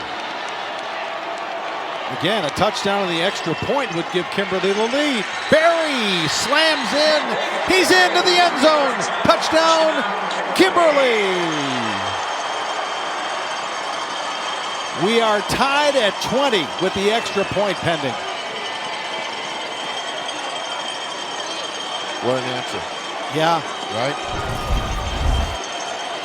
And I'll tell you what, Win Stang's a great running back, but I don't know that everybody has really realized how great a running back Blake Berry is. And Blake ran for over 1,700 yards himself. So, all right, Hunter Berry to give Kimberly the lead. And it sneaks over. Boy, that was a great job by the holder, Hunter Berry. The holder did a great job on a low snap that's kind of skidded to him. He got it up on the tee, and then Barry kicked it through. Big extra point. Yep. 21-20, Kimberly. You know what? I think the holder's Thomas Myers. 20. So remember Thomas Myers? Yeah. He's the guy that ran into the railing down there. But he got the ball back, recovered it, put it on the tee, and Barry put it through. That's a good operation right there. Get out of town like that. The pros even messed that up. Yeah, right? Here's Barry's touchdown run. Boy, And it's just get behind your pads. Get behind your big offensive lineman. Keeping your legs moving. Let's go. Let's get this to smell it. Let's do it. Let's get in here. This was a great response by Kimberly. I mean, that's such a mess of bodies. I don't know how you running backs find a way to get through something like that. You just keep running until you fall on the ground. You just don't. Yeah, that's it. Just whatever happens. Not much of a plan. Just keep not going. Not much. Not much. It works. Here's Barry, whose extra point is now the difference in the game. That one's got a little hook to it, and once again, the return is by Trevor Boucher, and Trevor Boucher gets out to midfield. I'll tell you what, nobody works the right sideline like Trevor Boucher. I wonder if his nickname is Bobby.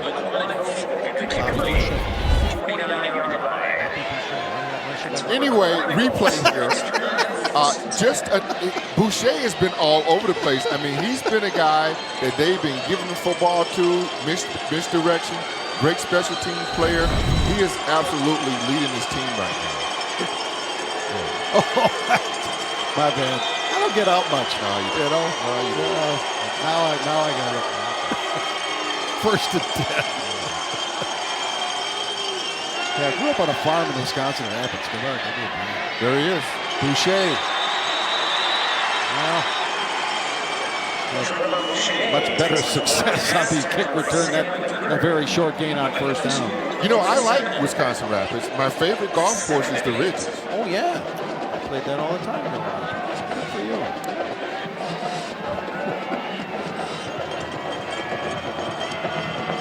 There's Sam McGivern. Ready for battle.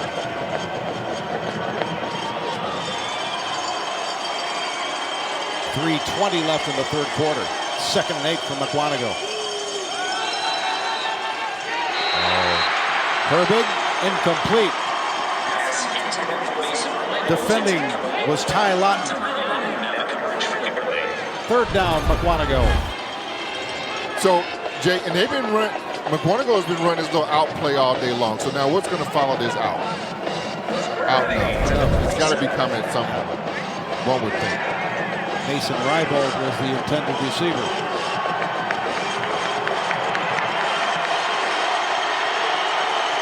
.47-yard line of Kimberly. That's where the Mukwonago drive is right now.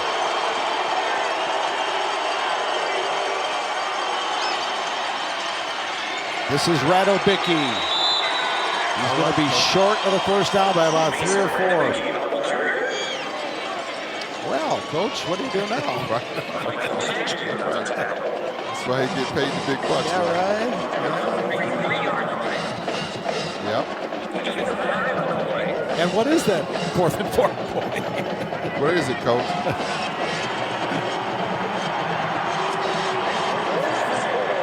Yeah.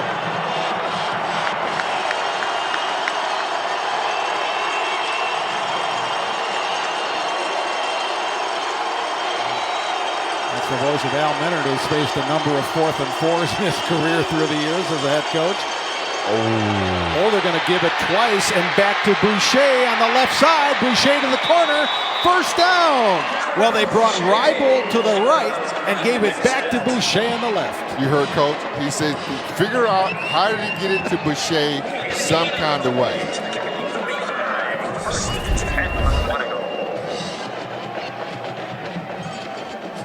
Now, I don't know, is this the double reverse, Coach? Is that what they call this?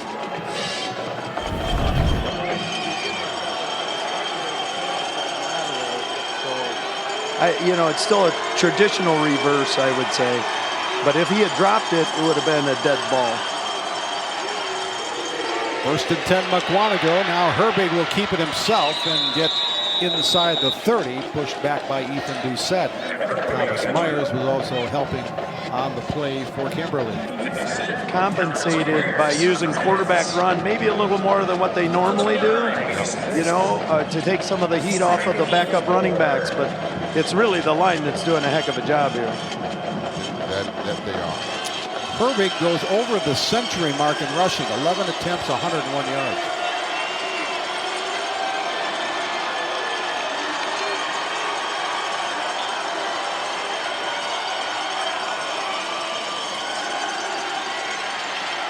Herbig, nothing there yet. Now he scrambles, he'll sidearm it, and boy, it ends up with a completion. I love that play. Owen Kilton on the grab. Baseman or shortstop? Hey,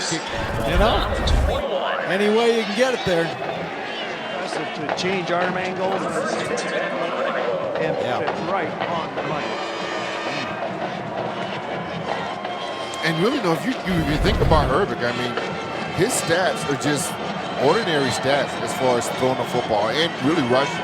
I mean, he's come to the forefront. 13 of 16 for 99 yards now through the air for Herbig, in addition to over 100 rushing.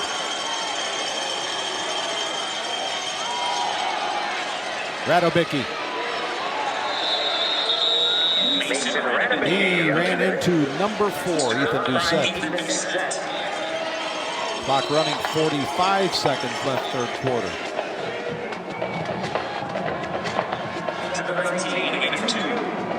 Well, this is what you hope for in a state championship final, I'll tell you that. Sometimes you get the occasional blowout, but not this one.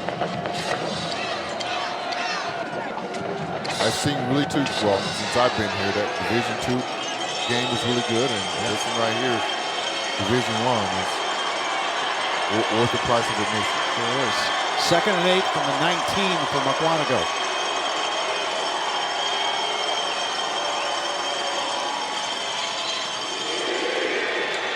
Herbig again. Myers grabbed a hold of him first and then pulled him back. Coach, is it? Oh, great. Yeah. That is the end of the third quarter. Kimberly takes a 21-20 lead into the final 12 minutes.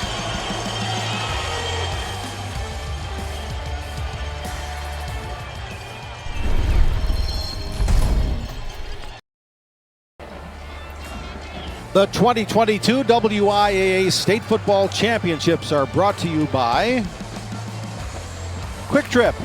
Quick Trip is your one-stop solution for all your essentials. Save big with quick hot savings from Quick Trip. And by Wisconsin Apprenticeship, brought to you by the Department of Workforce Development. Kimberly fans are all hyped up, but their defense will now be put to the test. It's 3rd and 5, Mukwonago at the 16-yard line. Kimberly with a 21-20 lead.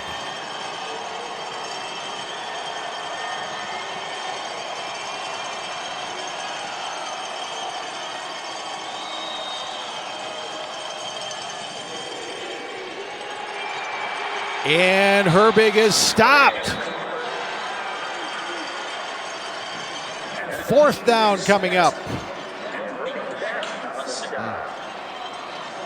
Well, Or if I got a kicker, I kick it. Yeah, no, If I don't, I'm going. exactly like you, and I would have liked to seen him run left because I think he throws way better rolling right. Yes.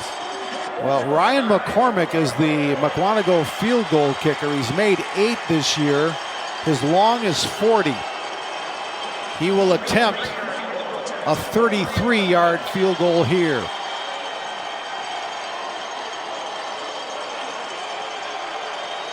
Tyler Schultz is the holder, number 12. McCormick from 33 to put Mukwonago back in front. High snap. Doesn't matter. Kick is good. 23-20 Mukwonago. And this at least gives you the lead. Put pressure now back on Kimberly because they got to score. They got to answer. By the way, 23-21 was the final score of the Division IV game last night when the Columbus kicker made one from 31 to win it 23-21. Had a lot of distance. Yeah. Yeah. Yeah, and it was right down the middle. That's an old Big Crosby song. It went straight down the middle. I don't get out much. You know what your song should be, Jay? What's that? I did it my way. Thank you. Hey, I remember when TV was black and white. Yeah, you do. Yeah. Were you the designated? 10 plays, 33 yards, 4:59 the time of the drive. What'd you I say, was Coach? checking to see if Jay was the designated channel changer, sit by the TV and change. Oh, yeah. Well, you didn't have a remote. No. So you went clunk, clunk, clunk. Yeah. And there you go. There's the Oh, it's off a Kimberly player. Mukwonago thinks they have it. Boy, I think there's some wrestling going on at the bottom of that pile. I think Mukwonago is known for his wrestling program. Yeah, they've got some good ones. Oh, no, Kimberly had it. Okay. Oh, boy, big recovery there. But now you give Kimberly a short field. I don't know if you really wanted to do that. Drew Iden, the senior defensive back. Boy, it came right at him. Yeah. Oh, and that little hop there. And it looks like it Coach, it appears was that an onside down there? It did look like it. That, you know, I get it not wanting to kick deep to a good returner, but it looked like that was like hit one really hard right at the guy, hope it bounces back to us. Yeah. And maybe it skips through, but they were unlucky. Yeah, it almost happened. Okay, Kimberly now trailing by 2. Myron, well, there's our friend the button hook. As Jackson Garbish, boy, he slipped one tackle and got a few more yards. Good effort. Are they setting him up again? No, because now They're not going to bite this. Well, no, because now instead of getting the 3-4 yards in the first half, because you beat him deep, he's playing off. Now you're getting 8-9 yards on that. So yes. Okay. Throw it over there again. I like that. Jackson Garbish, reception. First down, Kimberly. Now into the sure hands of running back Blake Berry. Coach Ellerson, did you see that? Yes. Yes. You hate those. I hate those the next day in film. Is given a lot of cushion too. Berry got a yard, 2nd and 9. Blake Berry now 23 attempts, 117 yards, 2 touchdowns. It's averaging 5.1 a carry.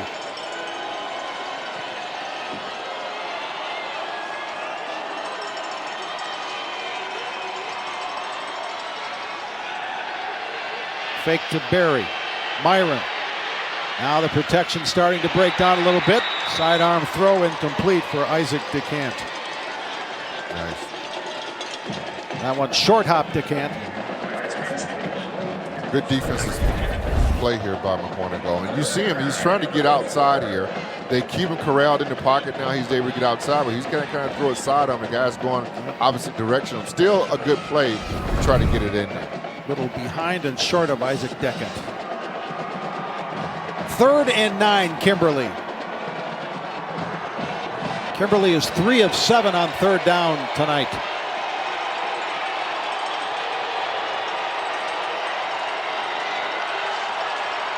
Ten minutes left, 4th quarter. This is Berry. He has some room. He's to the 25. He's to the 20. That's going to be a first down, Kimberly. On 3rd and 9. Beautiful screen set. Coach, those are one you saved, that screen play, right? Oh, these coaches have plays in their back pocket for these type of situations. It's just, good coaches have them. You knew they were going to try to heat him up. To the 20-yard line is Kimberly. Berry with a run, got about 6. I mean, for me right now, Berry's your workhorse. You just give it to him till he just can't, he doesn't want it anymore. You start regurgitating it out. You just give him the football. Yeah. Your offensive line's playing well. You get 3-4 yards of crack.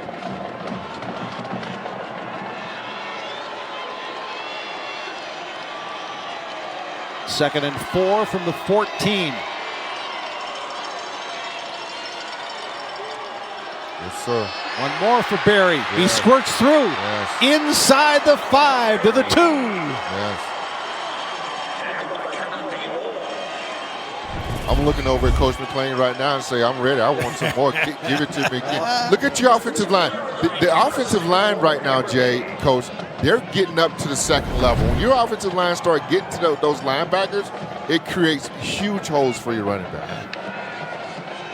Berry's run right through him. Yes, he is. 135 yards now for number 6. This is 1st and goal from the 2. Berry into the end zone, untouched. Touchdown, Kimberly. Nice little changeup going to the weak side. Those upbacks had plenty of time to get in front of him. So it's 27-23. So that's 4-point difference. Here's the touchdown. Boy, they sealed that in, didn't they? No, they really did, and they started the motion off to the strong side, and coach is right. They brought it all the way back to the weak side. There was nobody home. Yep. 4-point difference. The card says go for 2. Can you get cards? Can you buy cards? They give them out at clinics. Available? They do, okay. I was wondering where we could get one. Myron. Oh, wide open. Or at least it was until Trevor Boucher makes a huge defensive play. Oh, boy, for all the world, it looked like Abe Coronado was going to have an easy 2-point conversion. But a game-saving play, perhaps, by Trevor Boucher keeps it a 4-point game. Barry's touchdown run puts Kimberly back ahead, 27-23.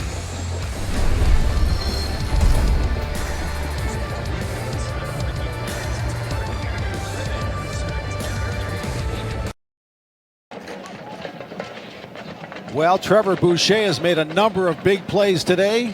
Some on kickoff return, some on defense, and the one he just made on a 2-point conversion might have been his biggest so far. And they're coming back once again backside. They're flowing everything to the right. They're trying to get your eyes moving somewhere else. This is great discipline because a lot of guys don't stay home. And this guy stayed home and didn't fall for the old banana in the tailpipe. There you go. Abe Coronado, by the way, number 88. He's listed at 6 foot 249. So he could be a challenge to get around, but Boucher did with his speed. So 27-23 Kimberly.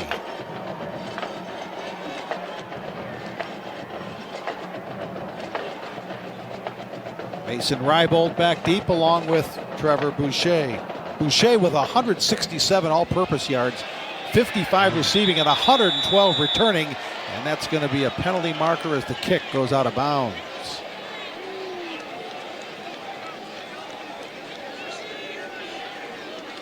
Not what Kimberly was looking for. No, not good.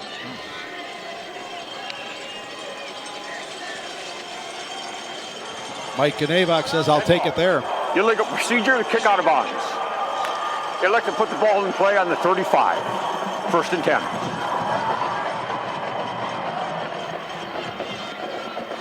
Okay, it's been a game of back and forth lately. Mukwonago looks to answer the Kimberly go-ahead touchdown.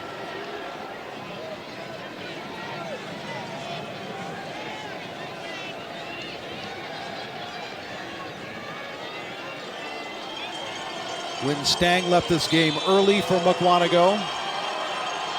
Mason Radobicki has become their go-to running back. The sophomore is behind the quarterback Evan Herbig to start this play. Radobicki, look at him go. Oh, and he nearly busted it all the way. Whoa, big gain for Mason Radobicki. He's got some speed. He does. You know, this just goes to show you just never know when your number is called, and when it's called, you got to be ready to perform. You look at the way Mukwonago has been winning all year long with Win Stang, and they come in with this young man, and he's playing his tail off. Unbelievable. That was an 18-yard run. Could have been more. Yeah. Radobicki's up to 8 carries, 53 yards, and a touchdown. You go right back to him? Yes. Indeed.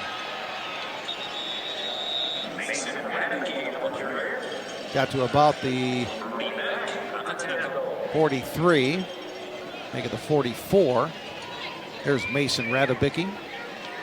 Because I feel like right now Kimberly is keying in on the quarterback. They kind of know where he's going and what he's going to do. So you got to try something a little bit different to get other guys involved. So they'll give him a gain of 3, 2nd and 7. 44-yard line of Kimberly is where the Mukwonago drive sits right now. Both teams 12-1 on the season, looking for a state championship. Radobicki, well, he ran into Doucette and was able to spin toward the middle of the field and gain a couple more yards. Going to be about 2 yards short of the first down. Jay, I feel like you got to be in 4-down territory here at this point in the game, don't you? I would think. Certainly if you're around the 40. Mike Ganavak. The job he and his staff has done at Mukwonago. 3rd and 2 from the 39. 6:45 left.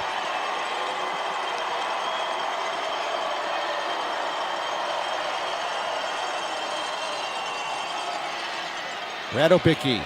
Boy, he's going to get some tough yards in there and get a first down, it appears. Yep. He got to the 40 or the 36. Good tough running. Yeah, but he's got the speed, he's got the toughness. And sometimes everybody see these little backs and think that they don't have the power, but what they can do is get behind their offensive lineman. You don't see them as well, and they can get you some extra yards that way. I'm not saying this guy Barry Sanders, but Barry Sanders wasn't the biggest guy in the world either. Yeah. Here's Radobicki's Dave, the sophomore, filling in for Winstang. He's helped. 1st and 10 of the 36, Mukwonago.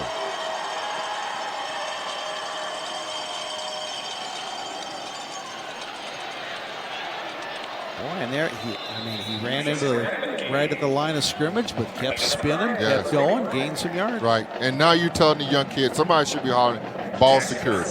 Yeah, right. For him right now, it's all about, because now these guys are going to start tackling the football instead of him. So ball security, paramount right now. And that may create an opportunity for Mason Radobicki if they're going to go after the football. He can maybe get some extra yards out of that. Yeah. 2nd and 5.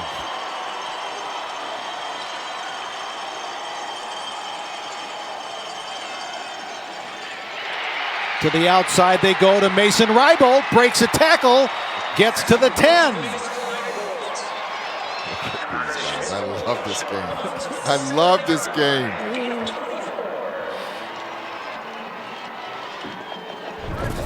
First down, Mukwonago. And, just a simple out route. They've been running it all day because Kimberly's given a lot of cushion here. And, they're not coming up. And so they're just letting them have it. And listen, the quarterback is throwing the football very well, putting it in his hands, giving an opportunity to catch it. Yep. This is from the 7-yard line. Herbig is now 14 of 17 for 131 yards. It's lights out. Yep. That last one was for 24. Radobicki cuts it back. Radobicki to the 1. Boy, he's going to run for mayor of Mukwonago. He could. Huh? He could. My goodness. He could. He'll be on everybody's watch list come next year when he's a junior, I tell you that. Especially if he punches one in here. Yes, sir. Oh, man. I give it to him again. He's worked hard on this drive. He deserves it. You look at his eyes and there's no fear. There's no. give me the ball, give me the ball. The sophomore. Confident young man. Ball's at the 1. This is Herbig. He'll go into the end zone. Touchdown, Mukwonago. The Indians are back in front.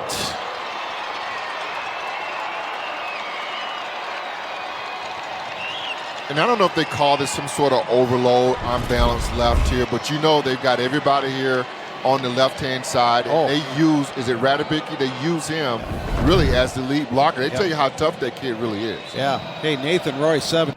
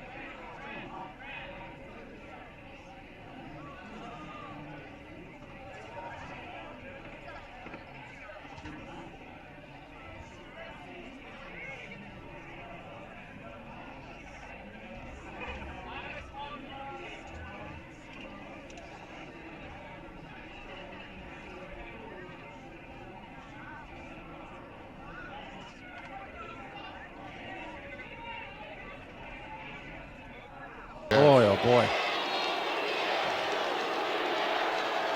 First down, 14-yard gain for Barry on that one. Into Mukwonago territory. Barry again. He refuses to go down. Yeah, and it's going to take 2-3 guys to put him on the ground. Turned a 2-yard gain into 5 or 6. If you're a play caller, that's where you want to live. Look at Kimberly in the second half. That's efficiency right there. Yes. We'd like to add one more line to that says touchdown. 2nd and 4. Barry right at the first down line.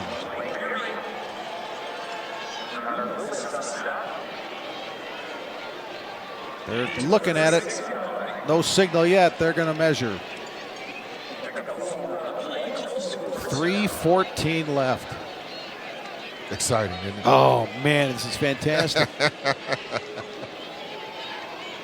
And, you see the guys who want to make the plays. Yes. Yes. And that's not always everybody. No. Right? No. But I feel like, to me, all 22 guys out there want to make a play. Because that's why this game is so back and forth the way it is. First down. Boy, nobody's left this one. No.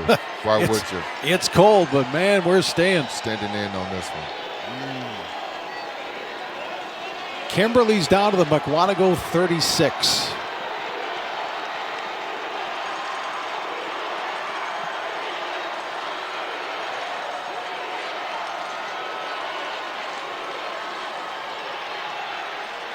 To the outside to Kreider. It's going to be a gain of about 4, maybe 5 to the 30.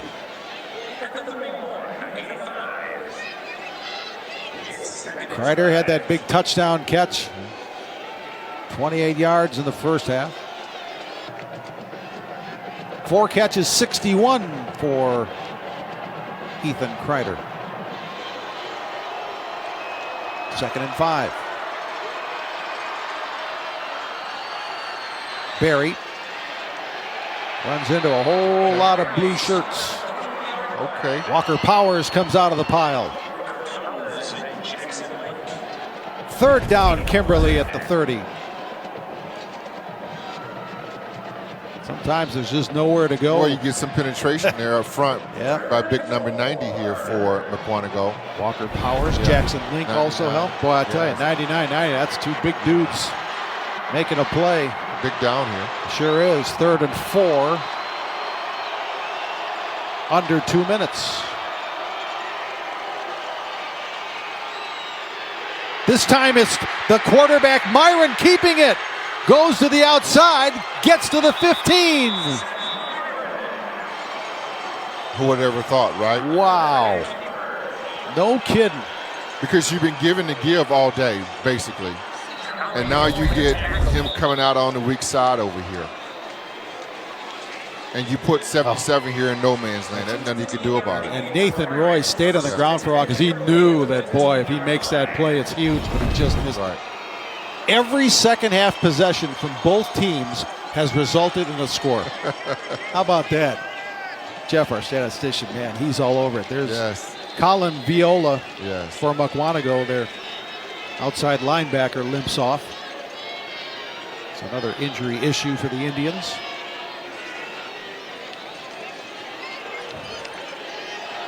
Give Myron credit, man. That was a great fake. And really was. He got past what could have been a loss on the play. Really was. 1st and 10, 15-yard line. We're under a minute and a half.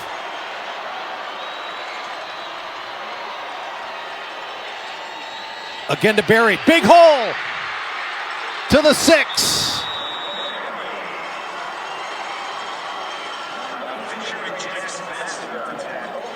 The guys up front loves this. Oh, man. The big offensive linemen, those guys have done an incredible job up front.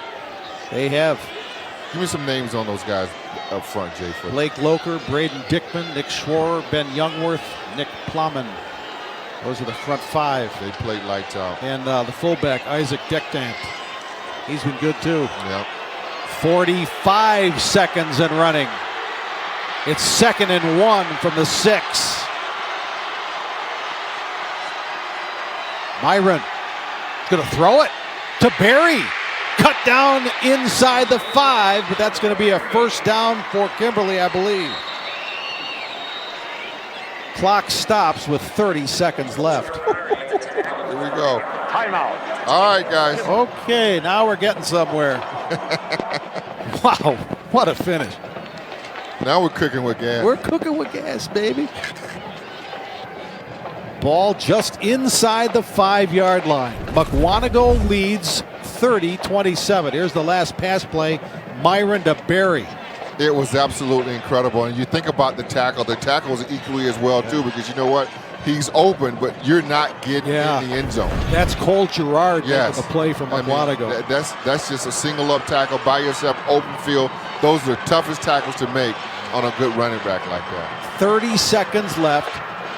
1st and goal just inside the 5. Kimberly used its first of 3 timeouts. All right, Jay, here we go. Oh, man. I got a feeling number 6 might get an attempt here.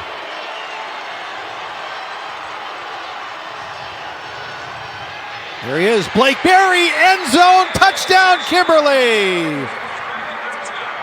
Blake Berry's huge day continues. That's his 3rd.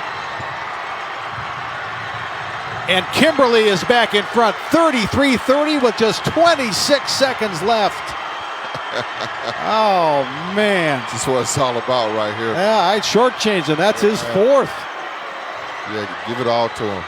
9 plays, 60 yards, 3:49 on the clock. Barry, 32 carries, 176 yards, and his 4th touchdown of the day. You know something? I don't think he's going to come back on offense. I asked. Kick is good. Hunter Barry. I asked earlier today. Yeah. What was the record for the most carries in the game? Most carries. Jeff's going to look that up. I think he's close. He's getting there. He's at 32. Here's the touchdown. Really bad snap. Yeah. And they recovered well. Do you see 56, Nick Plowman? Yeah. Look at him turn that guy. Yes. Oh, man. Yes. That's how you do it. Oh, man, look at the block. Blake Mulholland. Remember Blake Mulholland? Oh, penalty. On the receiving team. Roughing the Stafford. That penalty will be assessed on the kickoff. 15 yards. Blake Mulholland from Kimberly. He had how many? 46 attempts. 46. Oh, man, that's Kimberly. Your kind of game. Oh, would you love 46 tries?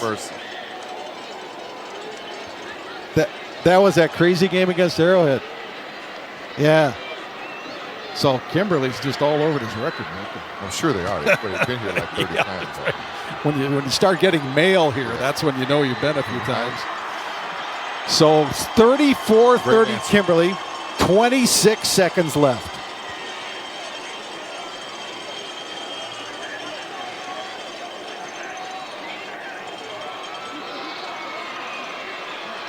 Mike Ganevak's team has battled Chad Michaelowicz's team tooth and nail, back and forth. So the penalty puts the ball on the 45-yard line of Mukwonago for this Kimberly kickoff.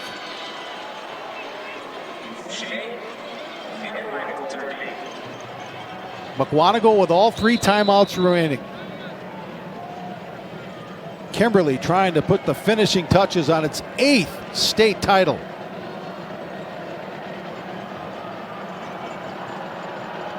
St. Mary's Springs has the most state titles in WIA history with 9. They'll pound the kickoff down to the 4. This is Trevor Boucher. He'll get to the 20 and not much after that. 20 seconds left. Now, these plays that you're about to see here, we call specialty plays. We have these plays at the end of practice. You got about 10 of them. Okay. And so it is to get you in field position or get you to score touchdowns. And we'll see this drill has been working for him in practice. These are normally not ordinary plays. Yeah. They've got a long way to go and a short time to get there. That's true. Timeout, Kimberly. Timeout, Kimberly. Man, I've been watching the game and I'm tired. Oh, this is a great one. This is one of those you're going to remember. Yes, what the kids are. Yeah, right. Both sides. Great effort. Yeah. Oh, yeah. Mukwonago's longest passing play tonight has been 24 yards. Yeah. There's been a lot of underneath stuff for them, a lot of outs. Yeah. They really haven't pushed the ball down the field that much. Yeah. Neither team really has. Kimberly got the one, they hit the one play they set up on. This could be the longest 20 seconds of Chad Michael with his life. Oh, yes. Oh, yeah. Come on, clock. Oh, yes. And the shortest 20 seconds of Mike Ganabach's life. And you know you got the hook and ladder in here somewhere. We've talked about it all night long, baby. And now it's time to get the hook and ladder out. You know it's there. Hook and ladder to the wide side. Let's go old school. Mukwonago needs a touchdown to win the state championship. Herbig throwing deep, intercepted. And you know who got it? It's Thomas Myers. He has been all over this game. He ran into a railing, was down, yes, came back, yes, saved a kick attempt with a great hold, right, and now likely finishes the deal for Kimberly with an interception.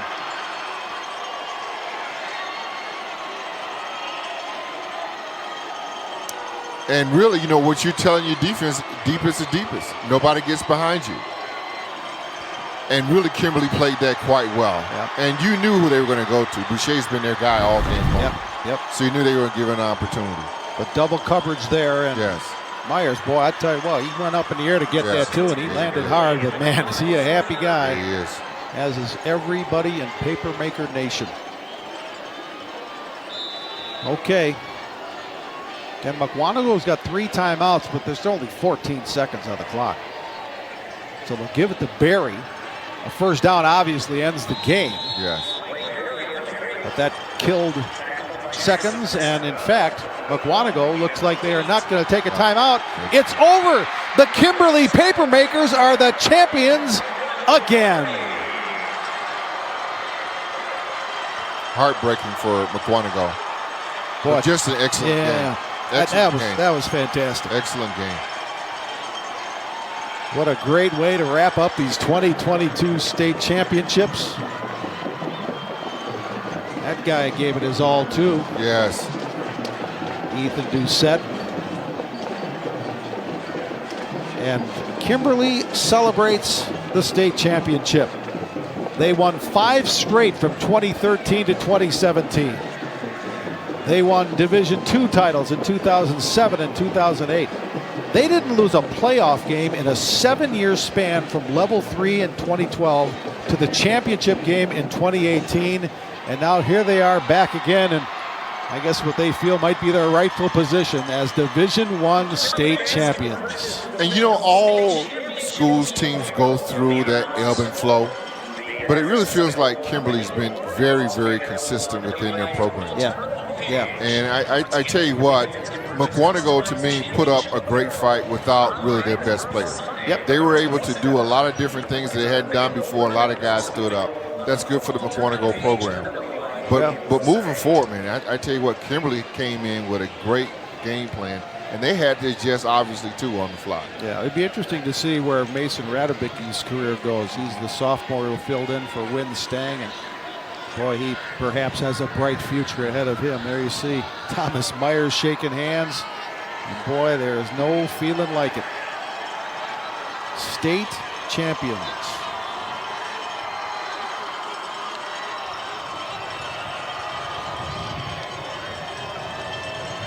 These kids remember this for the rest of their lives. Yeah. What did they do? High school reunions? What is it? 10 year, 12 Sure. year? What is it? Oh gosh, every 5 years. Is it every 5 years high school reunion? Yeah, I mean, you start at 10. typically. Start at 10? Yeah. These guys are going to be talking about it at every reunion. Gosh. Right? Forever and ever. Yes. Got it done. And some of the stories will be accurate. Some. Yes. Obviously. How about Great football game. Yeah, Chad Michaelwitz, the head coach, taking over for Steve Jones, who had that fantastic run with Kimberly, and boy, but a bit of a sigh of relief too, because Mukwonago gave them all they had, all they could handle, all they had, because they could have folded 10. Yeah, right. I mean, when Stang went down, when he goes down, yeah, because he's the heartbeat of that team. Yeah, they didn't give up. A lot of fight. Yeah. I mean, Credit to their program. Stang with 2 carries for 1 yard. That's Look it. at that final score, Yeah. 34-30. Yeah, who would have thought? Great heart by Mukwonago. Yeah.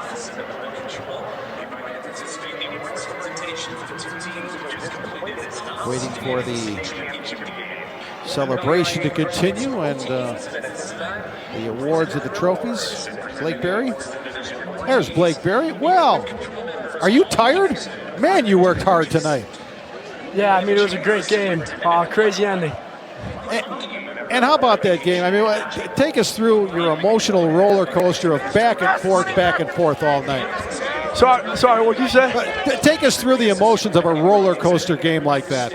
I mean, it was crazy. I can't even put into words how it felt, and all the ups and downs of the game. I mean, the turnover they had and multiple punts we had, so it was crazy. Yeah.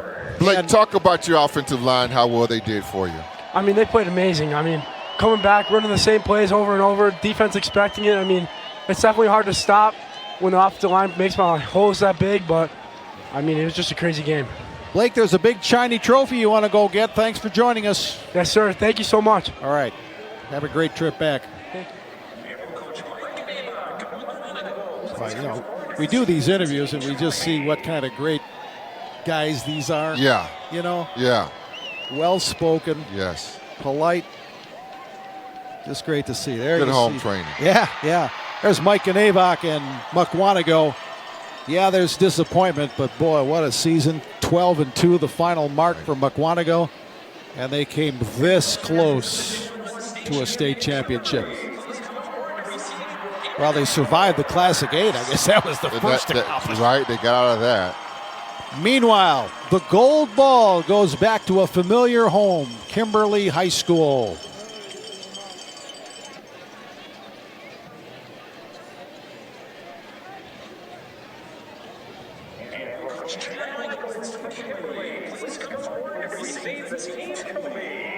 It's a magical moment right here. It sure is.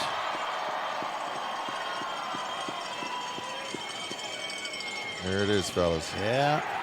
Yes. Boy. There it is.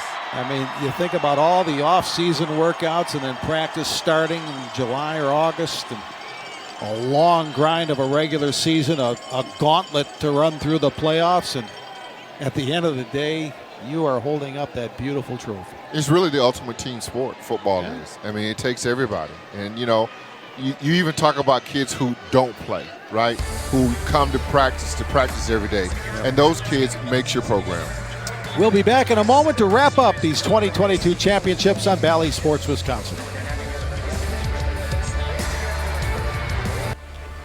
The 2022 WIAA State Football Championships are brought to you by Rural Mutual Insurance. Premiums paid here, stay here to keep Wisconsin strong. And by the Wisconsin DOT. Buckle up, phone down, every trip, every time. What a way to end it. Kimberly comes back in dramatic come-from-behind fashion. A touchdown with 26 seconds left. They win it 34-30. Shane Sparks, Al Minder for the final time in these championships. Al, what a way to go out. What more can you say about Kimberly getting another state title, their 8th in program history? No, it's a outstanding accomplishment. Obviously, new coach, first year, following someone super successful. And wow, did they have a great game plan, great heart, and same with Mukwonago. Wow, what a resilient effort Fun couple of days in Madison. I enjoyed it. Hope you did as well. Let's send it to the booth. Our player of the game with Jay and Gary. Thanks, Shane. Here is our player of the game, brought to you by Rural Mutual. Premiums paid here. Stay here to keep Wisconsin strong. It's our guy, number 6, Blake Berry. Blake Berry, 33 carries for 184 yards and 4 rushing TDs all day long. That is your player of the game, and boy, I tell you what, that's going to be a nice, fun, quick ride back to Kimberly. Congratulations to our champions: Regis Division 7, Stratford 6, Aquinas in Division 5, Columbus in Division 4, Monroe in Division 3, Kettle Moraine in Division 2, and Kimberly, a 34-30 win over Mukwonago for Division 1. Thanks for joining us. Don't forget Badger hockey against Lindenwood up next here on Bally Sports Wisconsin. Good night from Camp Randall.